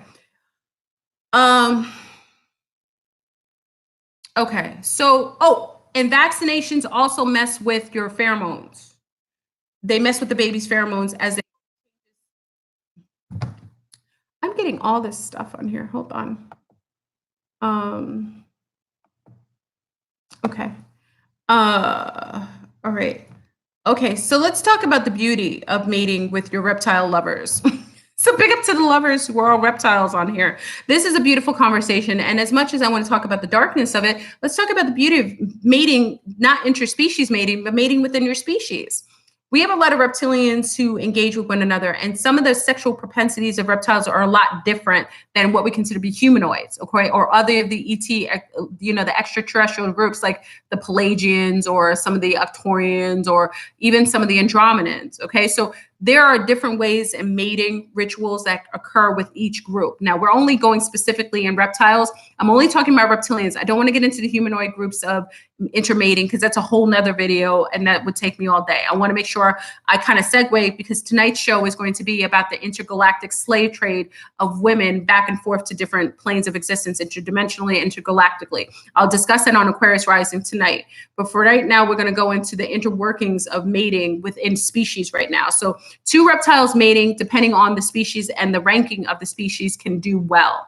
And some of the things that you will notice when you're mating, that's why I say some of them are more aggressive. You know, when I talk to some of our more aggressive sea stars who have a lot of reptilian in them, they need a more alpha-based relationship. Why? Is because they come from more aggressive reptiles. I always told you I have an affinity for more aggressive type of reptilian type of breeds of males. It's more of what I desire. I mate like a Klingon. I don't make apologies for it. It's what I know. So because I mate like that, I require a certain kind of mate that holds that field, that paralysis. It's the same when you're intermingling and mating with those reptilians within your genetic dynamics. So what's necessary is that what you should do is if you're mating with a reptile, like I said, there are more aggressive females. I'll go into the females to males. Males tend to be, by nature, if they're from certain lineages, they have some of that strong field. But for those of those females that come from the Nega, now I'm going to go into the Nega first because I know a lot of our Negas are on here. Big up to all the Nega bloodline on here. That's the Anunnaki segue, part of the Anunnaki that represents the Nega Queen Empress Sheba's bloodline lineage. And also they're cousins to the Maya sea stars, okay? The Andromedans who I'm in contact with. Okay, so when they mate, they generally, because that particular matriarchy, they come from a matriarchy, they're very, very strong. That's why you'll see certain women that come from the Nega tend to be very, what men call aggressive or male-like, very domineering, because they come from a matriarchy. The matriarchy that they come from isn't wavering. It isn't permissive of being, submissive. They are very, very strong in how they show up, especially sexually. Okay, so because the Nega from the Orion, one of the serpentine beings, they're very melodic in how they mate. They mate almost with like a melodic movement. very hypnotizing when you're mating with a nega female. She's very hypnotic. Her body movement will be in sync, sometimes almost to like a sacred geometrical sound that she subconsciously hears. So when you're mating with some of the nega females, they will show up domineering sexually, but they will be very melodic musically, sacred geometrically musically when they mate with you. Okay. And a lot of times with them, they want to, those particular females require for holding gaze. Okay. The negas like to hold gaze on their prey. Let me stop. Pick up to all my niggas, sea stars in the house. They like to hold their gaze because they're very hypnotic. Like I said, their movements are very hypnotic, and you'll see some of the niggas when they're unhealthy, like in the strip clubs. There's a lot of that nigga, that serpentine energy in the strip clubs. It's why they demonize the serpent, okay? Because she has a way with men that can entrain him, and actually, it allows him to be more cohesive to her will.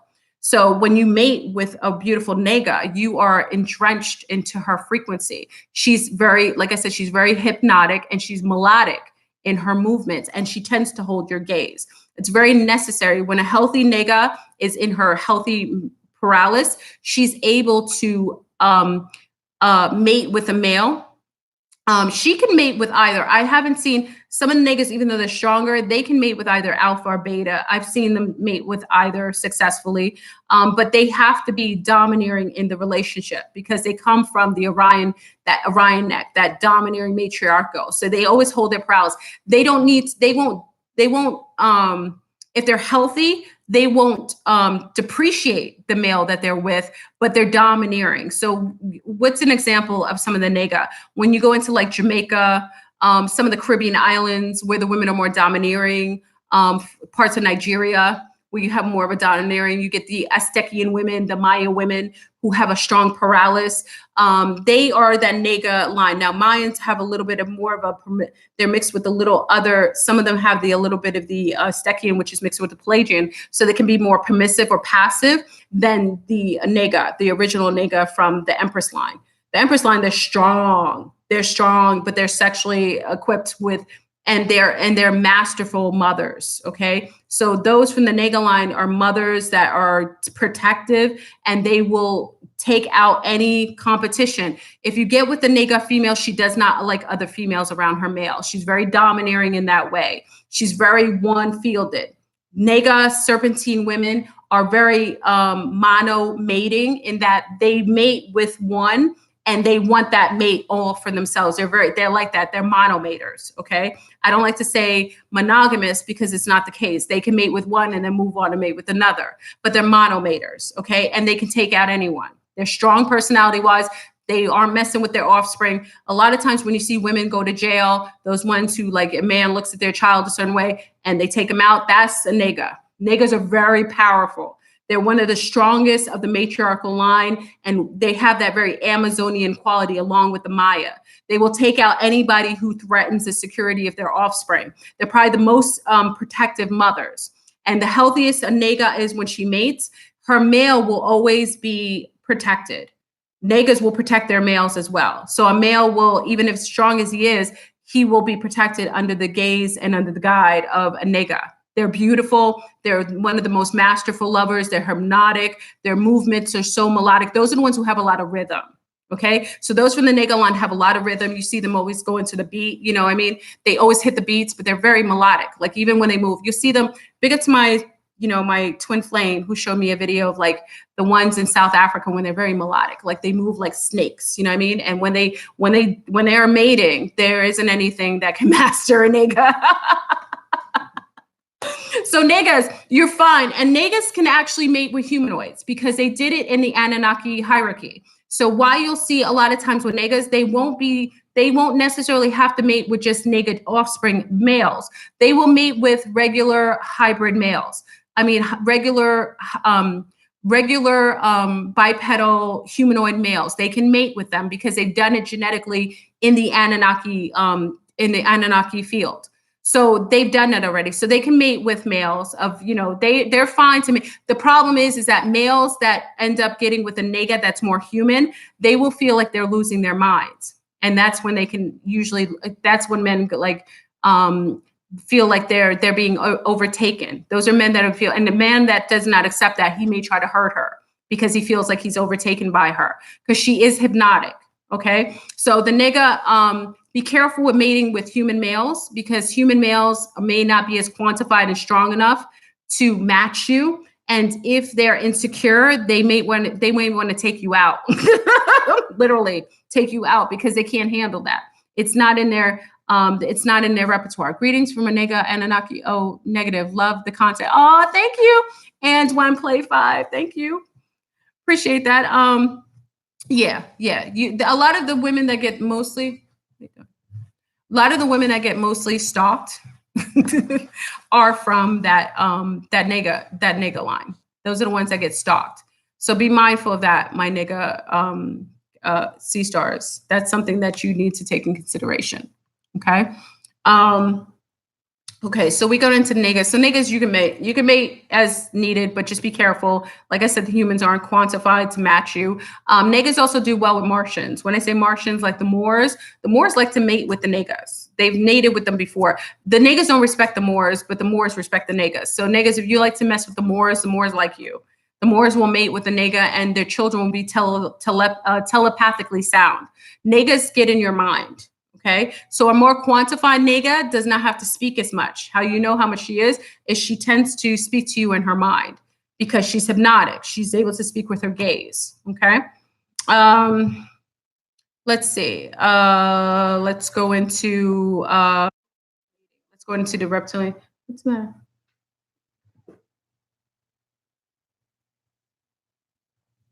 Okay, why don't you go lie inside?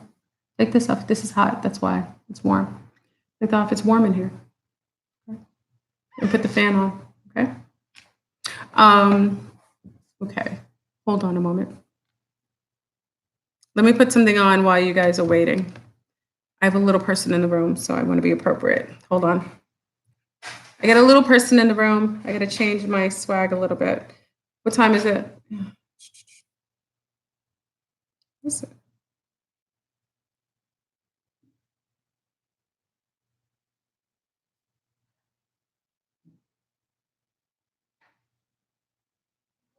Hmm? You can have you want more? Checking in. I gotta take a little bit of break. I got little people in the room. Gotta be appropriate. Mama's on deck.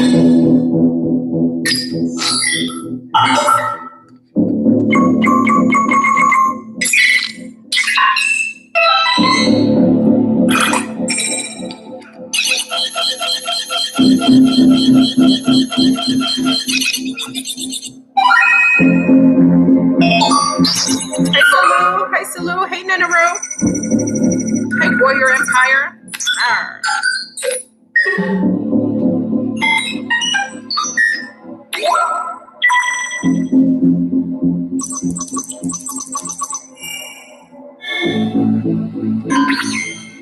Superpowers.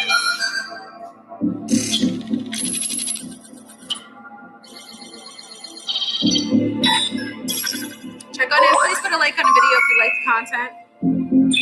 I'm not getting as saucy as I could. I'm being appropriate.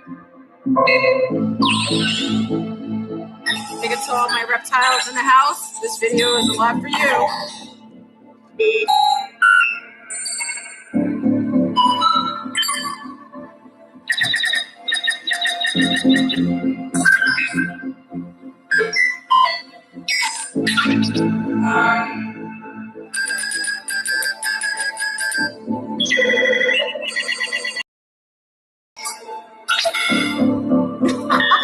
You said battery foddery. Sean said battery foddery. That's funny. Hey. I gave you superpowers. That's so little. Zeta reticulans in the house. We're gonna have to do a video on the insectilians. I love my sound off music. Before the what you call it attacked my speaker. Siri attacked my speaker. I didn't know what was going on. I was afraid of my phone. Anyway, so all right, so we get into that. Big up to I forgot to call John X. He called me last week. I forgot to call him. Big up to John X. John X Army. I've been on the show before. John X Army has been connected to the NEGA. He's had an interfacing, and it's allowed for us to have an interface much more personally because he's been in contact with the NEGA serpent.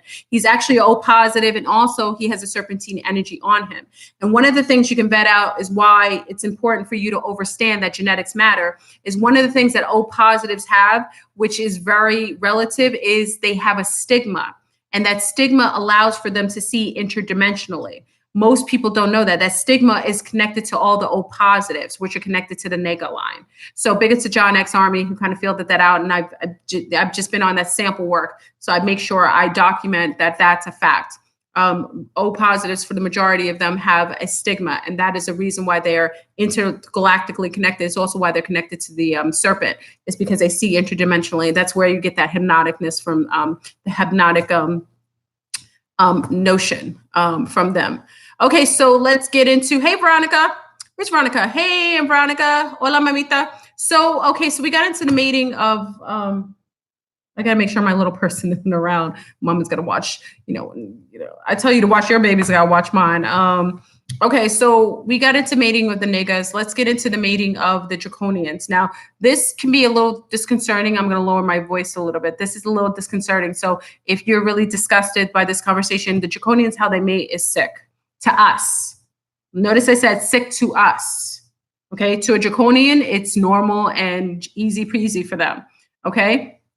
So if you are a partial hybrid of the Draconians, some of you are in here, what you'll notice is that your mating is based with a lot of aggression and a lot of violence, okay? When you get into sadomasochistic type of behavior, that has been stimulated and propagandized by those who are hybrided and those who follow the masters of those hybrids, which are a lot of Satanists and Luciferian sect. They actually, oh, thank you.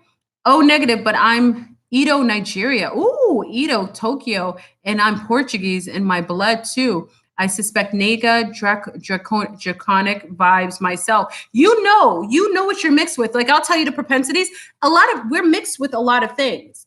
Some bloodlines can't mix, but there are those who are. So if you feel that connection to either of those galactics or interdimensionals or interterrestrials, it's because you have it in you. You may have a mother who is mixed with NEGA, and then you may have a father who has a lot of that Draconian in his bloodline along with NEGA. So you're feeling the mix in you. I mean, we've been hybrid for a long period of time, and we're chaotically mating. So we're not caring who we mate anymore. I know people who are mating. I know maters I know insectilians who are mating right now with NEGAs.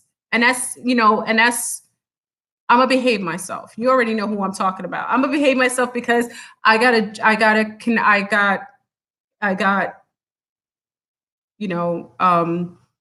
some intel that things are changing. So I'm gonna behave myself because I could go all kinds of left. So because I was about to say something, I had to hold it back. You know what I'm saying? I'm a Sagittarius. I want to just bam. Okay, so I know chaotic mater, so you can be mixed with a lot of things. So let's get into Draconians. Draconians, you're very aggressive.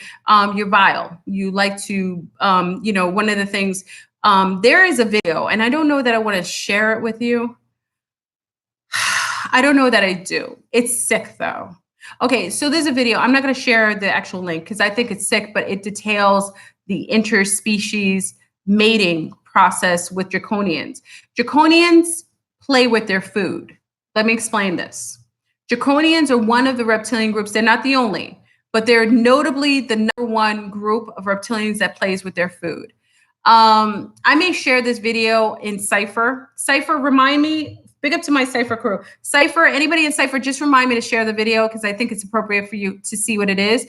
They like to play. When I say play, they have a sexual fanatic. They fanatically sexually play with their food before they consume it. And this is why I tell you, make sure you aren't judging from a human earthling perspective, because for them, from the Draconian star system, that is very normal for them. They do that. They play with their food. They fetishize their food. They actually engage sexually with their food before they consume it. That's where you get a lot of this diabolical information, where you're seeing these beings having sex with children before killing them or eating them or consuming them. That comes from the draconians, because that's part of their repertoire. The type of reptiles they are, it is not the same as us. They are not built the same. They don't have the same social cues and empathy and sympathy that we do. They are non-human. Let me state this again. Before you sit here, it is sick to us. It is normal for them. We have to have a very non-human to human conversation. They do this because that is what they do in their world, that's the species that they come from.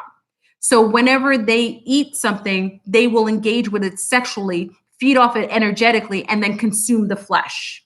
That is what they do. Okay. Then also, yes, they shouldn't be on our planet. This is why they are one of, I agree, Yafi.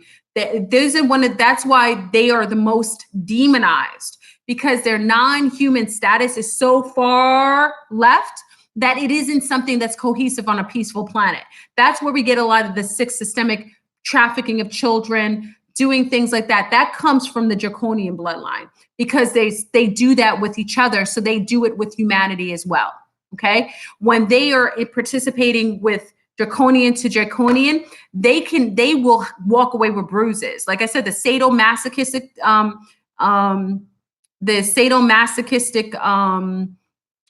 genre, that comes from them.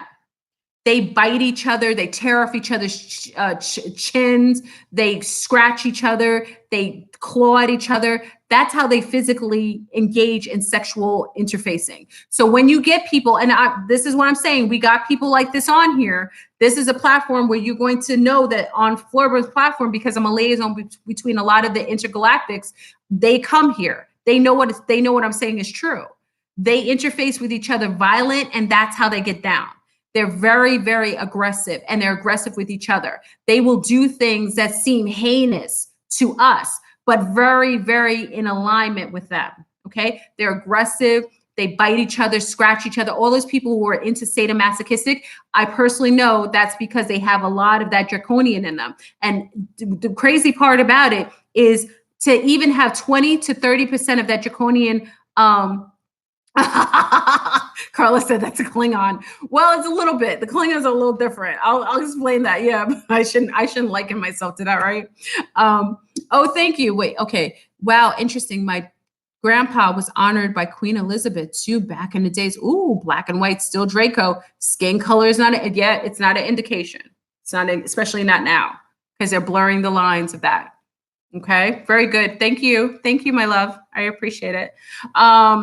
So yes, So as far as like mating, when you get true draconians, the 20 and 30% quantified draconians, they do this.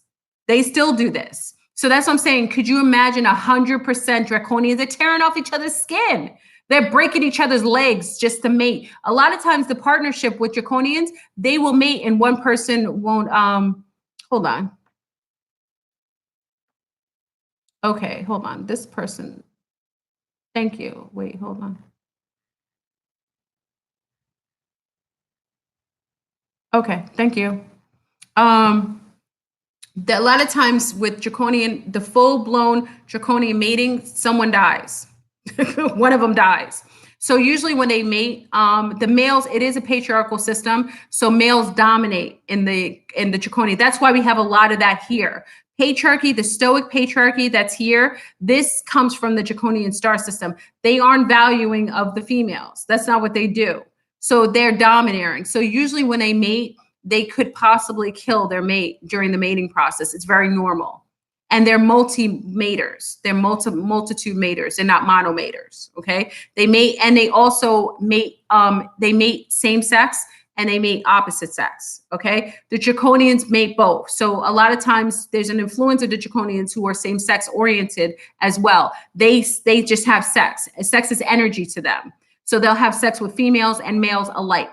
That's the draconians, okay? It does not matter to them. It's not a judgment. It's not wrong for them.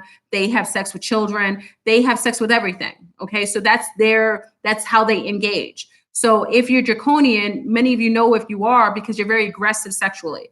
When you engage with one another, you just want to kill each other. Practically, if anybody walks away without a broken limb, I'd be surprised if they're not 45 to 50% more and more of that particular species. Okay, and it isn't to demonize; it's just what it is. It's like I'm not going to get mad at a snake for being a snake.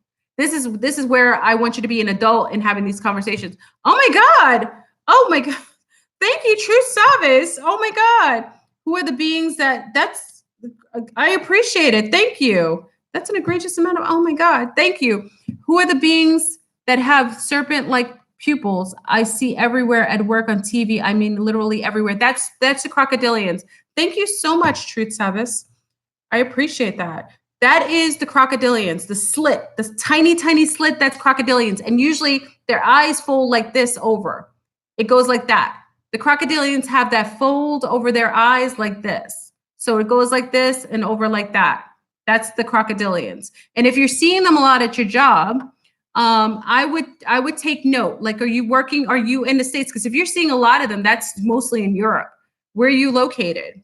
Are you located in the States or are you located outside of the States? Because if you're seeing that means you're near the hive. If you're seeing them a lot of places, television, you'll see them. But if you're seeing them in your personal world to the greatest and to a greater degree, it probably you're near the nest. The nest is in Netherlands has the nest. You have a nest up in outside of it's not in it's not in Holland. It's where's CERN again? Where's CERN again? Switzerland. Where's CERN? Where's CERN? Anyone? You work offshore? Okay. You're going to see that. If you're seeing them offshore, Truth, it's because you're near the nest. If you're ever getting that many of them, that's a nest. They have nests, just like people have nests. Every group of reptilians has a nest. And if you're close enough to the nest, you start to see a lot of them. So, thank you, N1 Play. I appreciate it. Crocodile beings are many old walls as well. Yes. So I would just say this: if Savel, if you're close to the nest, if you can just avoid them. They're aggressive and they know when you know them. So just be very careful to be around them like that, especially when they know that you recognize them. Oh, it's Switzerland, Geneva, Switzerland. Exactly. That's the nest. Thank you, Crystal Blue. That's the nest. Be careful when you're near the nest because they're aggressive and just there isn't anything you can do when you're near the nest. I mean, they dominate that area. It's just like when you watch, if you ever get a chance to watch Rosemary's Baby, watch Rosemary's Baby where, she says they're all witches. They're all reptilians, and crocodilians are the ones who have the very tiny slit. People don't realize it. They think it's a snake. No, the serpent has that wider slit. The tiny skinny one that's frightening, that's crocodilians. That's all crocodilians. The tinier the slit, that's them. So just like I said, be careful when you engage with them. Just they know that you recognize them. I would just say I wouldn't want to be near the nest. The nest is not a place you want to be because that's their food for fodder. That's where all their orgies with children, there's animal sacrifices, the Satanists and Luciferians worship. That is their gods. So they're being worshiped. Be mindful that these are beings that are being worshiped. So they aren't just the problem. It's also the beings that are worshiping them that's the problem. Okay? Because they're the minions that will bring the food to them. So basically they bring the food to them. So, I wouldn't have children. You don't want to give birth to children in that nest because your children are basically cattle. And whenever their desires sexually and food-wise, which are one and the same, they will bring them to their masters and they will be devoured. And that's their sacrifice. Okay. So I just say, remain away from those areas. Thank you. I appreciate it. Okay. And again, when you are encountering crocodilians, you will feel it unless you're muted. If you're around enough of them, you might be muted, but you will feel it. They just have you feel it in your gut, but you also feel a denseness about them. Almost like, sometimes you get a lot of tendonitis. You feel like you have tendonitis when you're around them. Sometimes you can feel a little dizzy. Nauseousness is usually how I detail them. I get nauseous. I'm very sensitive to them. I get nauseous. So whenever I'm around them, I automatically recognize how much quantified they are. Okay. And they like to play with me because they recognize, thank you. I appreciate it. Oh my God. Can you go into dinosaurs? Oh, Dynasty of Osar. Is that a clue to Draco energy, Egypt's dynasty? What do you truly mean when dinos? Okay. And how do you gain the ability to see? Okay, so a couple questions. Okay. So dinosaurs. I personally think that the dinosaurs that are denoted in history aren't what you thought they were. They were not what they those were like almost like dogs and cats of that time. Those were more like pets to some of the bigger draconians that were here. Remember, we are the smaller, minute version of some of the beings that were here.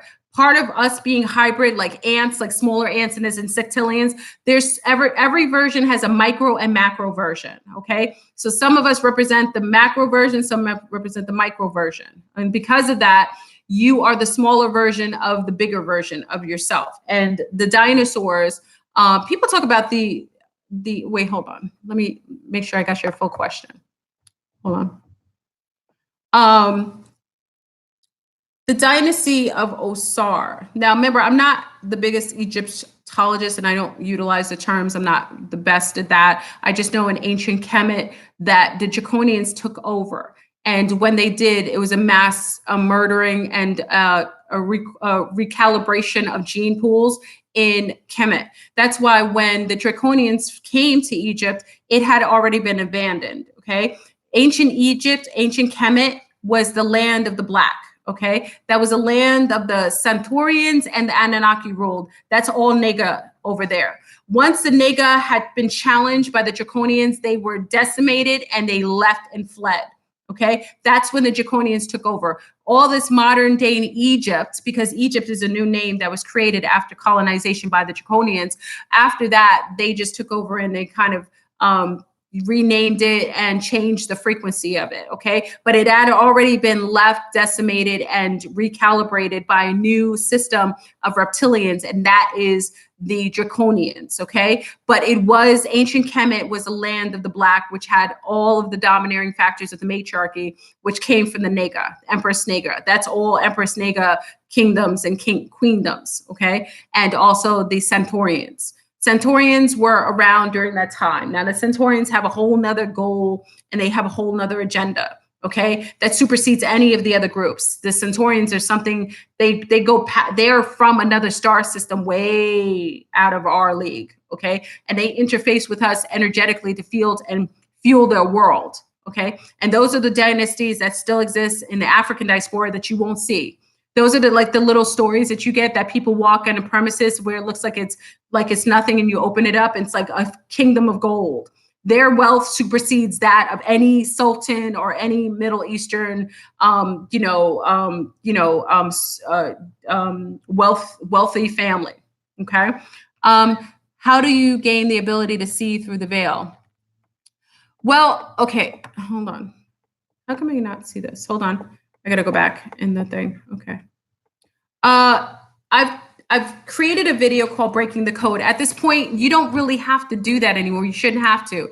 You should be able to see these beings as they are shapeshifters. You should be able to see them now because the cloak is the hologram is harder to uphold at this point because we're changing, our poles are shifting. And because the poles are shifting and the magnetic field is being altered, you should be able to see through someone's hologram a lot easier. A lot of times if the beings, one of the ways that some people see, this is interesting, some of the ways that some people see, and this is when I was little, I would get really, really sick and have a fever, okay? I don't know if many of you have had this same thing. I've had people who've contacted me who've had the same occurrence. I remember having a high fever over 104 and being able to see people's true faces without the hologram. For some reason, the fever did something to the veil or the cloak, and I was able to see people. So a lot of times if you get really sick, it's weird. It's something that gets taken off, or maybe your immune system is working on something else, so it's unable to uphold whatever hologram. Usually can see people, okay? But if you do Breaking the Code, it'll help you. You should be able to see people. If you don't see them, you should feel them first. Once you start to feel the difference in being in front of you, then eventually what happens is that your feelings will quantify and kind of decloak them.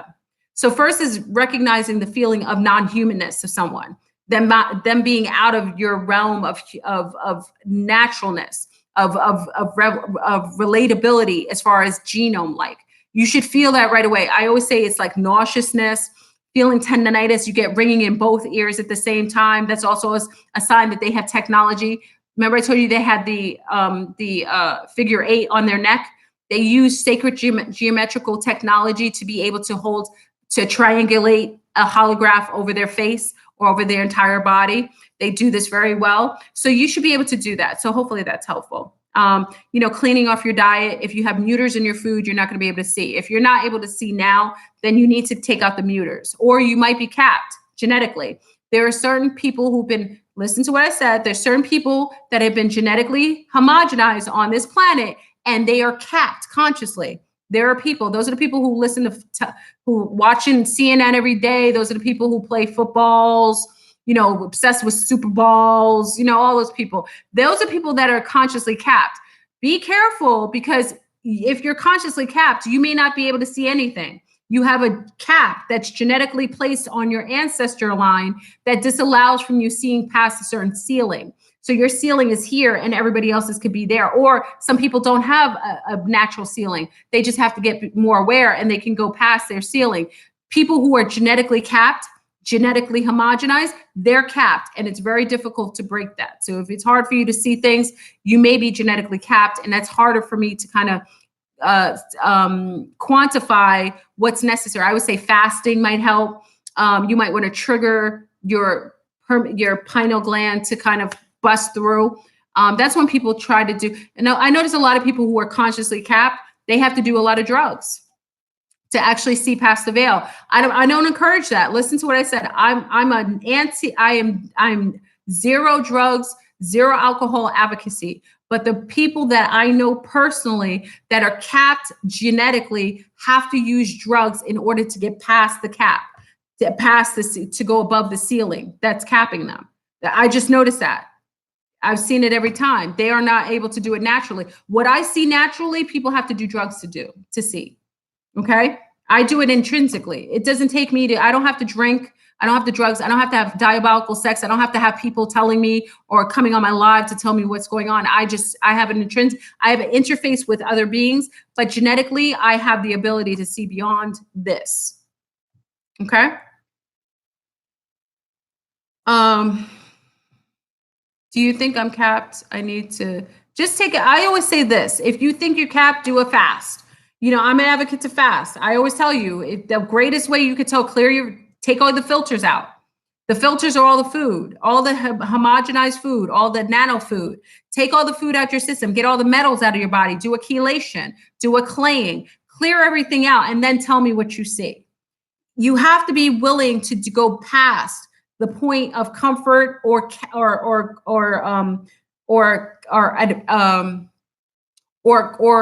the limitations that have been inserted in your programming, your intrinsic programming.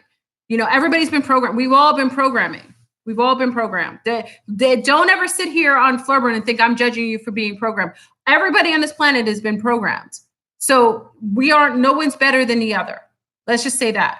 But in order to get past a certain limitation, you got to clear yourself. Clearing is the only way I can tell. That's the only way you can vet anything out.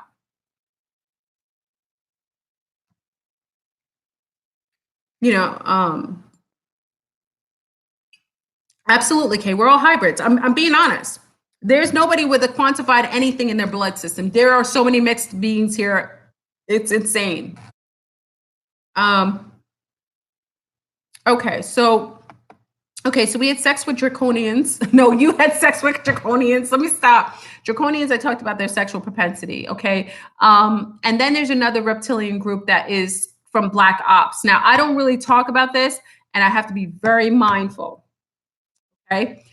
I'm going to code a couple things, and I want you to listen to me, and I want you to vet it out. Don't ever take what I say at 1000%. I always say to you, I could be all kinds of cuckoo for Cocoa Puffs. Always, always vet me out. I'm okay with it. The one thing I love is when you do it. Okay. Vet me out. But there's another group. And I'm going to be cautious when I talk about this because you don't hear me talk about it often. And I'm going to talk about it later when I do Aquarius Rising tonight on my channel. But there's a group of reptilians that is hybrided by Willy Wonka This is the one to tell you that they're inserting into your mating pool. And that's where you get all these thoterisms and all these bucks out here going buck wild, sleeping and chaotically mating, creating children of mass destruction. Okay. So there are reptilians that are created by a dark ops system by Willy Wonka. Many of you hear them talk about super soldiers, but they don't tell you that a lot of these real, not the pseudo, these real super soldiers are actually reptiles. They're actually quantified. Their DNA is heightened in reptilian DNA that has been changed, flipped, all kinds of altered additives, everything. Go watch what is it called? Not Jumanji. What's that? What's that?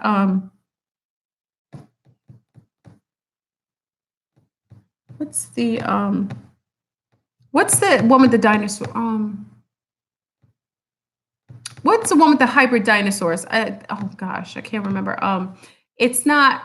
Oh my god. Oh, thank you, N1Play5. Thank you. Here's some interesting tea. I'm a Gemini rising and a Pisces moon. You've got sickle cell shaped like sign.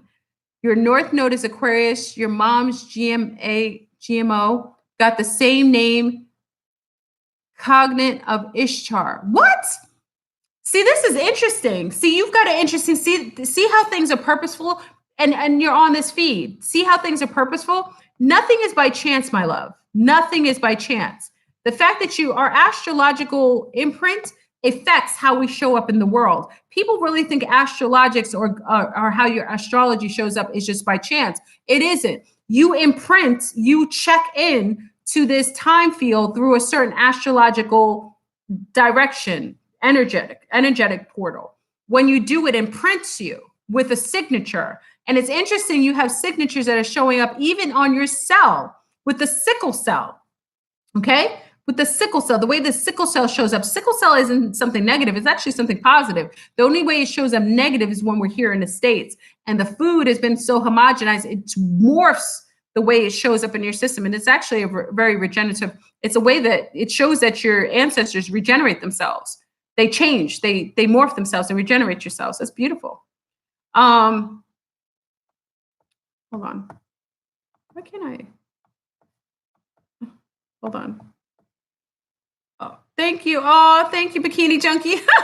Thank you. Thank you, Mama. Thank you. Thank you for all the donations. I didn't expect that. Thank you, everyone. Jurassic Park. Thank you, Neteru. Neteru knows me. Neteru, I love you. I love you. I love you. I love you. Thank you, Neteru. Jurassic Park. Jurassic Park, the one where they hybrid the dinosaur, that's what y'all need to watch. Watch the one where they created hybrid dinosaurs. Mixed with one that wasn't cohesive. Remember, they hybrid the dinosaurs, and one was like a super Rex, but it was mixed with something that was hostile, it was wrong genetic morphing. That's what I'm talking about. So Willy Wonka has a program, and it's several different programs. It's several different sects, and each country has a version of that program. I can't say too much, but the super soldier program is non-humanoid. The DNA that is being created and grafted is non-humanoid. It is reptile initiated. And these are being set out amongst the populace. And also, because they have a newer breed of these quote unquote super soldiers, they can hear your thoughts from sometimes 5 to 6 miles away. We have these beings that are being created by dark ops, and they are being set and disseminated, and they're mating on mass levels. So be mindful of that, because they are creating these beings because they know there's a shift in how we're going to show up post-pole shift, and they've got these super beings. Now, let me state this. The quote-unquote super soldiers that y'all see on YouTube that look depreciated, they're not strong, those are not super oh, sorry. Who did that? Whoever did that, stop that. That's crazy. Somebody brought stop it. I rebuke that. Don't do that. Somebody did that. Don't do that. That's disrespectful. Okay? Whoever did that, you're going to be dealt with later. Don't do that. Okay. The super soldier program is one where the beings are homogenized and genetically changed, but they're stronger. Okay. So just make sure that you start to research true super soldiers. Now, there's 2 young ladies. I think I shared it on my community before. Oh, thank you. You guys are so amazing. Thank you so much, Crystal Wisdom. You're an A positive and your youngest son is a B negative with the sickle cell trait. He's a seer and both has the skunk streak. See, oh my gosh, Crystal, that's a big deal. He's got the sickle. Okay, so he comes from the nega line. That's a nega line. It's interesting. You're the A positive. You're carrying the nega line. He's not. He has a negative signature. Who's his daddy? You need to contact me please contact me in my email. That's really interesting. He's got the skunk streak. That's nega. He's mixed with the nega. Is his father Middle Eastern or is his father Native American? Please, Crystal, I don't want you to put on your information here. I'm so nosy. Please don't put that. Don't put that on here. I don't want you to put it on here. Crystal, just put skunk hair so I'll open it. Put it in my email, please. I want to talk to you because his father is you're A positive. You're carrying that nega, but the father origin, I want to know. Okay. I'm sorry. I get excited. Thank you for my donation. Oh, they're trying to cover it. Look at this. They're trying to mess with me. Oh my God. They put Will Smith up. Look at this. They're blocking my screen. Oh, these bastards. Oh my God. They're blocking my screen. I can't believe this. Look at this. Oh, they won't let me see your comment. Oh my God. Okay. I got it out. What? Okay. Where are you, Crystal? Crystal, where are you? Wait, somebody said something. Hold on. They blocked my screen. They didn't want me to see that. Hold on. You have it too. Okay, Crystal, please. Okay, Crystal. Okay. Look, they blocked my screen. Somebody said something else. Okay. I'll talk to you later, Crystal, please. Like I said, I get excited. I get excited when there's like an anomaly showing up. Okay, so we had the mating pool. What time is it? Okay, I'm talking to you. Okay, I can't stay on much longer because I got to do the show tonight. I don't want to be tired for the show. Okay, so we did the crocodilian. Okay, so let me state this before I go because I want to kind of get into resolvement. We can always talk about the differences and everything, but we always want to have resolvement. Masterful mating with your own species is necessary in order to field in a better consciousness and a heightened awareness. If you mate with those of your same species that are cohesive, pheromonic to you, cohesively pheromonic, you will have a masterful child. And not only if you don't want children, you will raise your field in consciousness. That is why they don't want twin flames to be together, because all the twin flames are of species of evolution. It's very necessary. So I want you to start listen, like I said, you can vet Fleur Brunel. Vet me out. Don't take what I say as the truth until you can verify it. I always say this to you until you can verify it. I want you to start researching gene pools, blood types. What are cohesive? I know it's very hard because unless you're in genetics, I was in heredity and genetics, so I studied this for years. But start researching that. Start vetting people out. How do you feel? Find out all your friends' blood types. No. Don't do that. Stand next to your friend that you don't know their blood type. Just tell them to shower. Don't have anything off. Your girlfriend, your friend, you're just your friend. Tell her to shower, take off her makeup, everything. Stand together. Tell her to come out, or you guys go walking without door. Stand together. Document how you feel around her and then find out her blood type. That's how you vet things out. Start to vet things out. So you're not listening to me. I don't want you to listen. I give you tools and I give you things that I know, but I want you to start doing things like this so you can see that there is a difference in how people show up genetically. Okay? It's very necessary for you to start to pay attention to this. So now when you mate with someone, it's purposeful and it's masterful. And one thing I will say, and I've learned this with my twin flame, big up to my twin flame. Once I mated with my ultimate partner in my same species, everything in my world has changed. Everything in my world has been upgraded. Everything in my conscious state of being has been elevated. It's because I'm mating with a partner not only of my same species, but of my same blood lineage. So even the way that we look and when we're together, every field around us is illuminated when we're together. Our minds go beyond the perimeter of limitation when we're together. That's high field mating.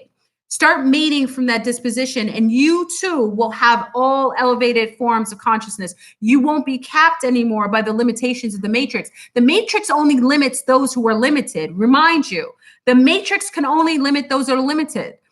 It does not mess with anybody else. That's why you have all these higher groups and these interdimensionals living the life. They're living the life of Riley because they're not living by the limitations of the matrix. They superseded the cap. They're living above that. So they're utilizing the field of deception to be able to live it up on other people's notes, other people's bill. Okay? Get past that cap. Start taking care of yourself and start vetting out gene pools. Reptiles are not all negative. Reptilians are not all negative. It isn't the case. But you have to know who you are when you're interfacing with these different types of beings. And if you are in mating age and childbearing age, and that is something you desire, you have to definitely be in the realm of matching and masterfully mating, because you want to bring the best of the beings on this planet. We're going into another cycle. Only those great God type beings, the ancestors, are coming back. Be purposeful. If you mate with reptiles, then mate with a purposeful reptile that is just like you. Mate with a reptilian that matches your aggression, matches your gene pool, and takes you to other realms of existence. And tell him to take you to his home planet, for God's sake. I mean, he shouldn't just leave you here. He should take you on a ship. Tell him not to take you on a cheap date, take you on a galactic date. I want to be taken on a galactic date to a realm past this limitation. Tell him to take you on his mothership, show you things that you haven't seen before, vet him out. All right. So I hope this was helpful. Please put likes in the video if you're coming in the room. I see a couple people in. I appreciate if you like the content, put a like in the video. Tonight, I'll only be on Patreon, and I'll probably set that out later, but I'll only be on Patreon. Tonight's topic on Aquarius Rising is the intergalactic slave trade of females that is now being driven by the necessity and by the pole shift amid the planetary shift that's about to come on board. So I'm going to talk about the missing women. This is my take. Please don't get offended if you don't agree with it, because people will be like, "Oh, why are you taking away from the credence and credibility of people?" I know why they're taking the females, and I know where some of them are going. So I'm going to get in that tonight. If you want to join my Patreon, that's fine. And I'll do that this evening. Aquarius Rising is at 9 p.m. And, you're more than welcome to call in if you're a hybrid. I always welcome our hybrids and our reptilians. You guys like to call in every once in a while. You're more than welcome to share why you're doing the things you're doing, share, what your goal is for humanity, or share your propensities. We're always open to hearing your side. I never want to be a one woman narrative. I'm always open and receptive to conversation about it. Okay. So, all right, family. So I think I'm done. I'm going to go snuggle with my little one. I got another little one I got to get. So hit up with the questions. Let me know. Thank you for all the donations. I didn't expect it. I'm so appreciative. I'm humbled. I think it's amazing. I didn't even know you could do that. So thank you again for coming and, really having the conversation, being open and receptive to the conversation. I appreciate it. And, I'll see you guys tonight on Aquarius Rising 9th Gate for a whole nother conversation. All right. So love you. Have an amazing day. Yeah, I'm going to go snuggle with my little one. And we'll chat later. Peace. Oh my God, it won't let me end this. It just put it's crazy. Peace.